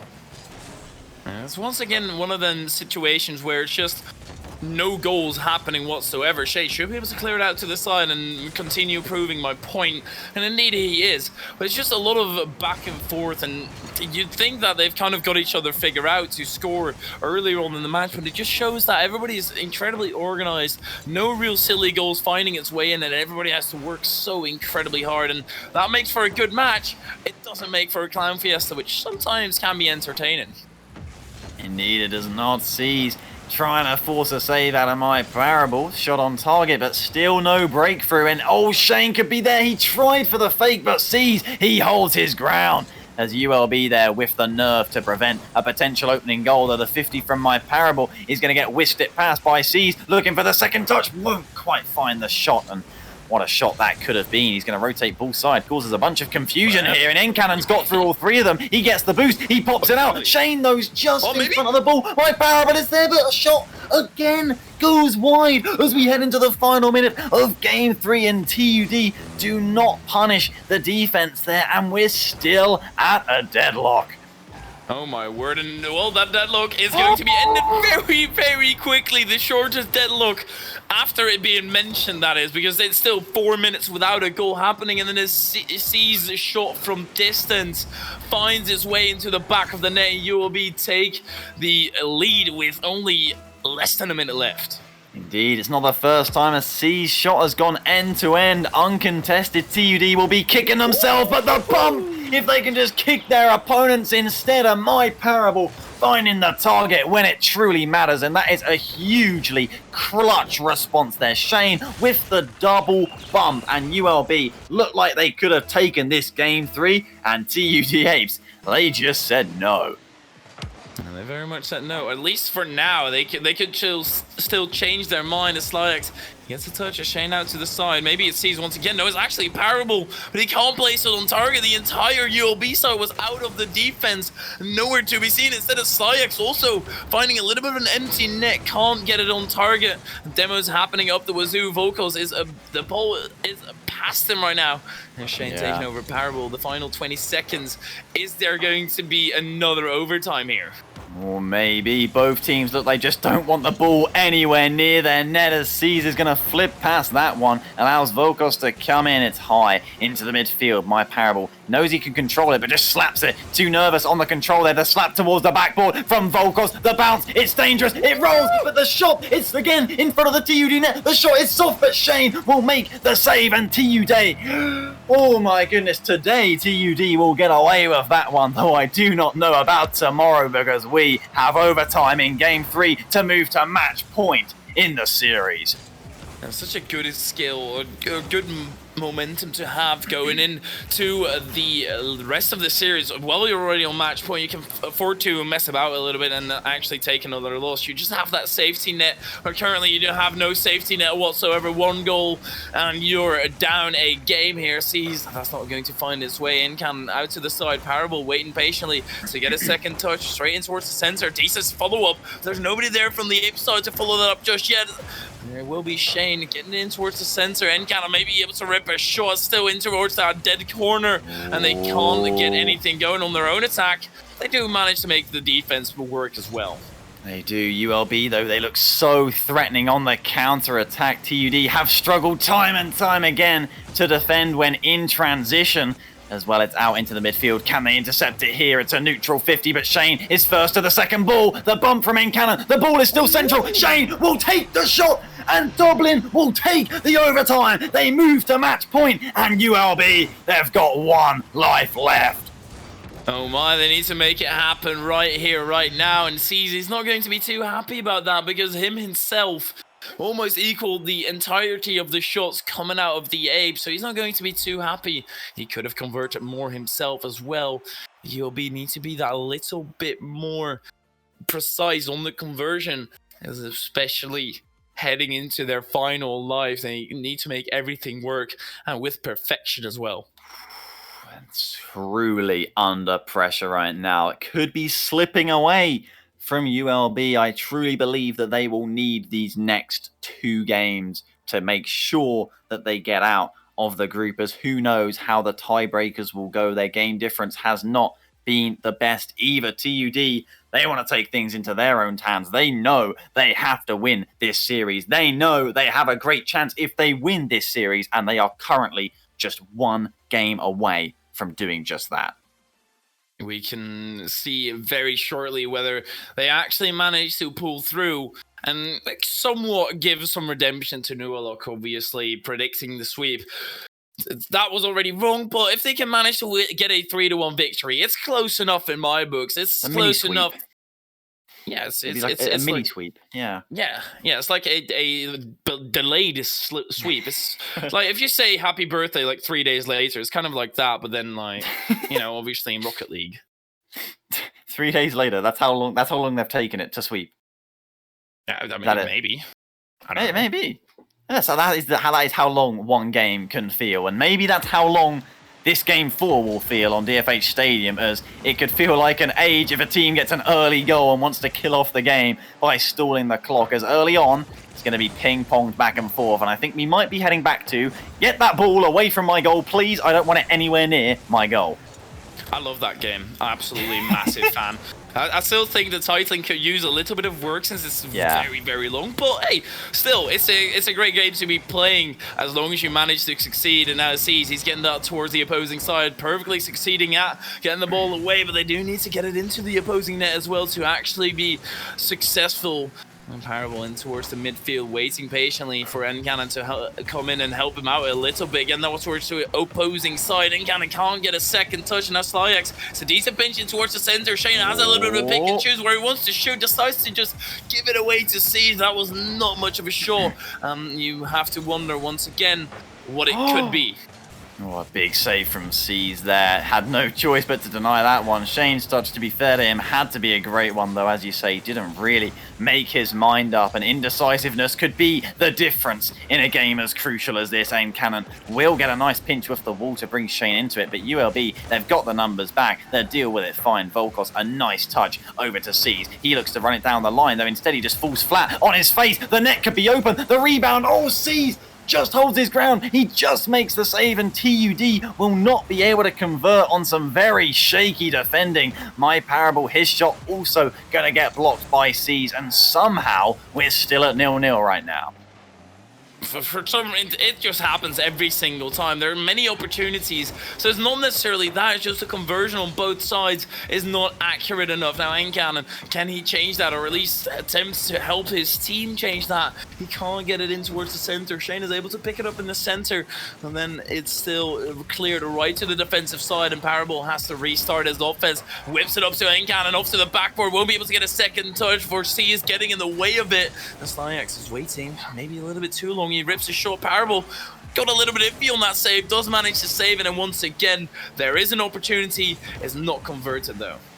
Indeed it is not. Encannon would much rather end this game now than in a game 5, as the nerves may be too hard to control. The defense just about holding for ULB. Once again C's making a touch, but Encannon is there with a rifle of a shot, but Volkos with a big save and a whiff from My Parable. A little bit of breathing room given to the University coming out of Brussels, and they could certainly do with some more right now. They've been under the heat for some time from TUD as a shot nearly coming in, but Slyax now the one in the way, gets 2 fantastic 50s despite having no boost to his name. Sees dropping it to Volkos, but the shot was strong, though the placement Shane could just about reach. There's no height on it. The infield falls on deaf ears. Encannon was way back, understandably he was third and didn't want to triple commit. My Parable though is going to find that one in the midfield, and once again ULB on defense here, and they do take possession, but they don't always look comfortable in it. But it could be a smart play, the patient plays, as so many times we've seen them, right, Hyperia, just get a free goal on the counter-attack, and it seems to be that looks like what they're banking on. You really see everybody being patient, but somebody has to change it. If you can switch up the momentum right here, right now, that's going to massively favor you. As the infield pass comes, Shane can't get it on. Surely Parable finds himself an open net. Volkos, okay, it's Shane putting it in. If Shane didn't put this in, Volkos, I'm pretty sure, would have still saved it. Such a high pressure shot for Parable, and Shane in the right place to help him out there, and First Blood will go the way of the TUD Apes. They have had 11 shots in this game for ULB, have put up just 2. They may have been turtling for the counter-attack, hoping TUD would double commit, but double commit and overcommit they have not. They have the opening goal. ULB have to come out of their shell. It is now or never. The infield pass, Volkos to the top corner, and they will respond. It's 1-1, and they certainly know how to attack when they do. Oh boy. Oh my, if this was kindergarten and Volkos was one of the kindergartners, he would have been put in timeout, because that was naughty for sure. Putting that in the top bins like that from the angle he was positioning himself from was ridiculous. And I see they could just finish it off in overtime, or in regulation I should say. Doesn't manage to find its way through. Sometimes you have to go for those infield passes. That's something that ULB can change and kind of better about their playstyle. Just go for those infield passes and you'll be so much better. Yeah, it looks like ULB once again waiting to see if TUD will get impatient here, as they're certainly going to look to commit on this offense, or we could be heading for a 3rd overtime in the series. Encannon will whisk it across the pitch here. My Parable tries to infield. Shane goes without hesitation, but Slyax just a little bit too fast in the infield. He finds C's. Only My Parable back on the defense. He has to make the read, but do it he does. And a huge clear all the way down. The tables have turned. It's up and out. Shane is up. Shane for the shot, but he doesn't get contact with the ball. It's onto the backboard though. Will it be the shot? No, the save from C's on the goal line with 6 seconds left, denying TUD Apes. Shane doesn't get contact on the infield. The ball is down, and somehow we have overtime. There's no way that we are actually in this position. I am dreaming. Slyax could just be finishing it right here. Can't get the pop up enough. So he still might be able to rip a shot. It's going to be to the back where Slyax with a decent center. Blocking Parable. Well, Parable, he doesn't care about being blocked. Forces it way through to get the clear out. And he's on the defensive side. Needs to get it away further. Needs to continue playing that little game. As Encannon, he's just backing off completely. Looking for some boost. Even though he had 60 in the tank. Oh my word. Misses coming in. Luckily, Slyax is still there to get it out further, but this overtime is incredibly intense. Maybe not anymore, it's still intense. Super patient from Shane there to get that shot, and it was nearly on target to outmaneuver the ULB defense, which has stood so strong. And the question be's that miss just at the end of regulation. The huge save from C's. Hang on a minute. Shane, could he find the top corner? No, Slyax with a big save and another touch to boot, and a 50. What a play from him. And you think my Parable, he knows he could have scored that shot. He knows he should have scored that shot. And what if they lose this overtime? What if they have to go to game 5? How heavily does that sit on someone's mind? Honestly, incredibly heavy, but this game is just not stopping whatsoever. It's just all attack right now for the Apes. So this shot almost finds his way through, and Cannon, he's sitting far back, and exactly the reason why just got displayed right there, but it's still Stikes forcing his way through. Shane out to the side. Cease was a little bit ambitious with that. It's still Shane going down the other end. The defense should hold a little bit stronger with them having a lot of boost in the tank and a little bit of time. No, I'm in the smoke, but this one does not find its way through. It's Slyax on the defensive end, missing the ball. Parable in towards the center. Is there anybody there for the clear out? Oh my it's a double commit, but Cannon this time sits too far back and can't convert. My Parable with the save. Okay. I thought it was such a high pressure save, and somehow 2 minutes into overtime we are still without a goal. The ball nearly trickled into the ULB net, but the post denied TUD, and have they overcommit here? Sees, tries to make the touch. Here's Slyax. Oh, a big defensive touch, denying Slyax the chance to finish this overtime and force game 5, but the ball is loose in the midfield. TUD have lost their pressure. ULB are moving forward. It's onto the backboard. It's uncontested, but Shane just getting to that ball in time. The bounce, it's so dangerous. The shot, the block, and then somehow ULB do not concede once again, but they've centered it. Sees has somehow passed it to Slyax in front of his own goal, and now they're going to build out a defense. He gets it past Encannon, but the 50, it's good enough. My Parable gets a block here. Can Seas make a touch? Shane, he's back on his own for now. He's backwards, but he makes the block, buys the time, and Slyax has to reset. He's got to control it, but he's getting bumped. The pressure is on, but across the ball and across the goal he goes. Finds Seas, looking for the infield. My Parable won't find contact. The shot, oh, that 50 was on target. The infield is so good. The shot from Slyax is on target, but the save comes out from Shane 3 minutes in, and still no breakthrough.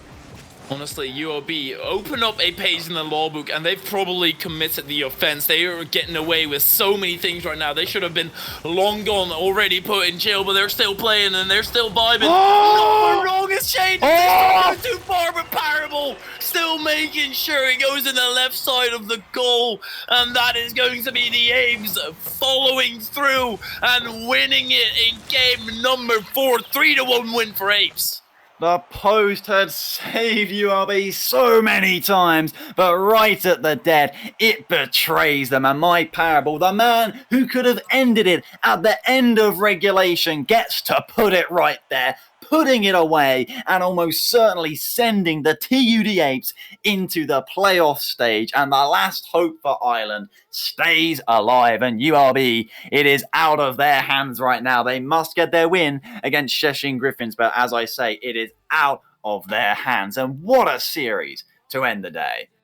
What an absolutely amazing series. That wasn't even game 5, but it felt that way because there were a little bit of mistakes as well, leading to awkward situations, to scenarios where the goals should just be happening, but they just weren't. And well, now the Apes actually took home a win and putting themselves above ULB in the bracket, I'm pretty sure. This is an absolutely amazing feature right now by Apes, knocking themselves out of the bottom 3.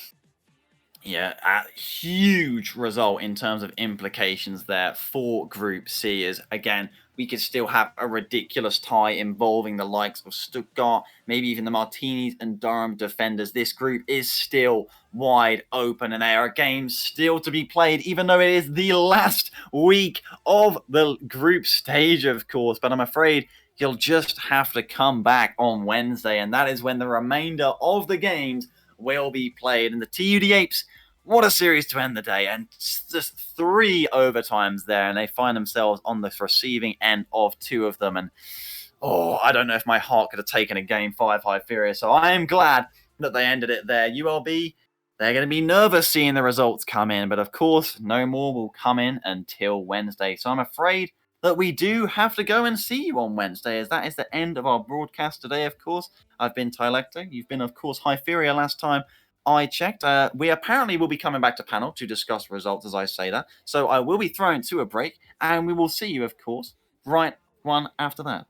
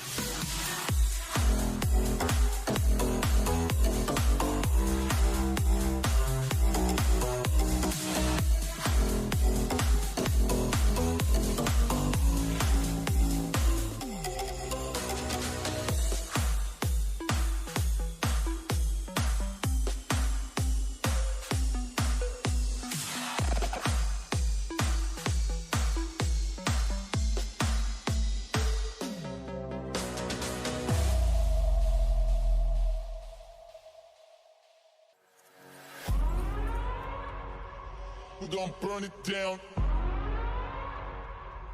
Burn it down. We're gonna burn it down. Burn it down. I killed it, it's murder. I killed it, it's murder. I killed it, it's murder. I killed it, it's murder. I killed it, it's murder, go crazy, berserker. I killed it, it's murder, go crazy, berserker. I killed it, it's murder, crazy berserker.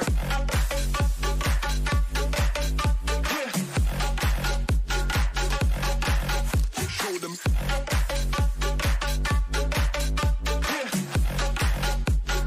Change the station with a new shit.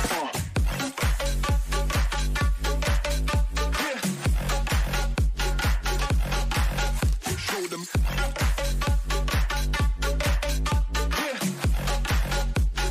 Change the station with a new shit. Change the station. Change the station. Change the station with a new shit. With a new shit. Change the station. Change the station.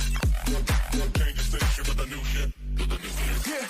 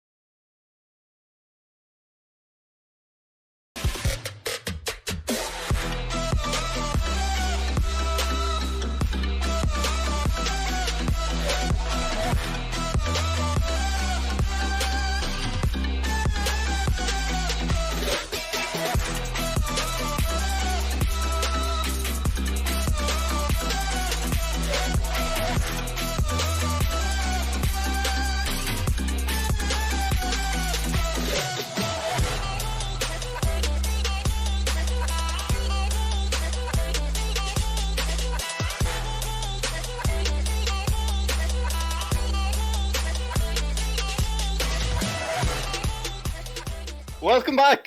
We are live again, and this time, fingers crossed, you should be able to hear us. We have Shane with us live, the winner of that last series, TUD Apes, coming out on top, guaranteeing themselves a place in playoffs. And listen, we've lost Shane's answers to time, which is a shame. They were transcendent. They changed my life. But Shane, I mean, look, it's still got to feel good coming off that series. And I know you won't be able to pull out just the quality of answer that you had for our stream last time around, but would you deign to give us some of those answers again? No. Oh, all right. So I guess that's the end of the interview. It's really nice having you all on. Sorry for bringing you all back. Yeah. But no, like we're very tense because we know we had to come in. We're facing two very good teams coming into this week, and we had to win at least one. We lost earlier, so we had to come into this game knowing we had to win. So yeah, bit of nerves because of that, but we played solid. That's it. Yeah, solid enough to take the win. And I won't hog your time. I'll pass you over to Tylacto. Any questions for our guest here, Tylacto? Now, they say deja vu is sometimes when there is a glitch in the matrix, and I feel like I've been here before, but Shane, I'm going to ask you a question, and if this sounds familiar, just don't question anything, okay? Just Okay. answer the question as it comes. That game 4 was very, very tense. Potential qualification to playoffs on the line. Towards the end of regulation, breakthrough chance for my Parable. He has the chance to sink it in from close range, and yet makes the save on the goal line. Just how tense was that entire over 2-minute overtime? Only for him to finally sink that ball in the back of the net. I bet you were already celebrating, thinking it was in. Yeah, we were. How did you know? That's crazy. Yeah, we're all celebrating thinking it's already in, thinking we've swept up the series, no more nerves anymore. But they got an amazing save and brought us to OT, and yeah, they played a really good game. Not just even in that one moment, the whole series they were good.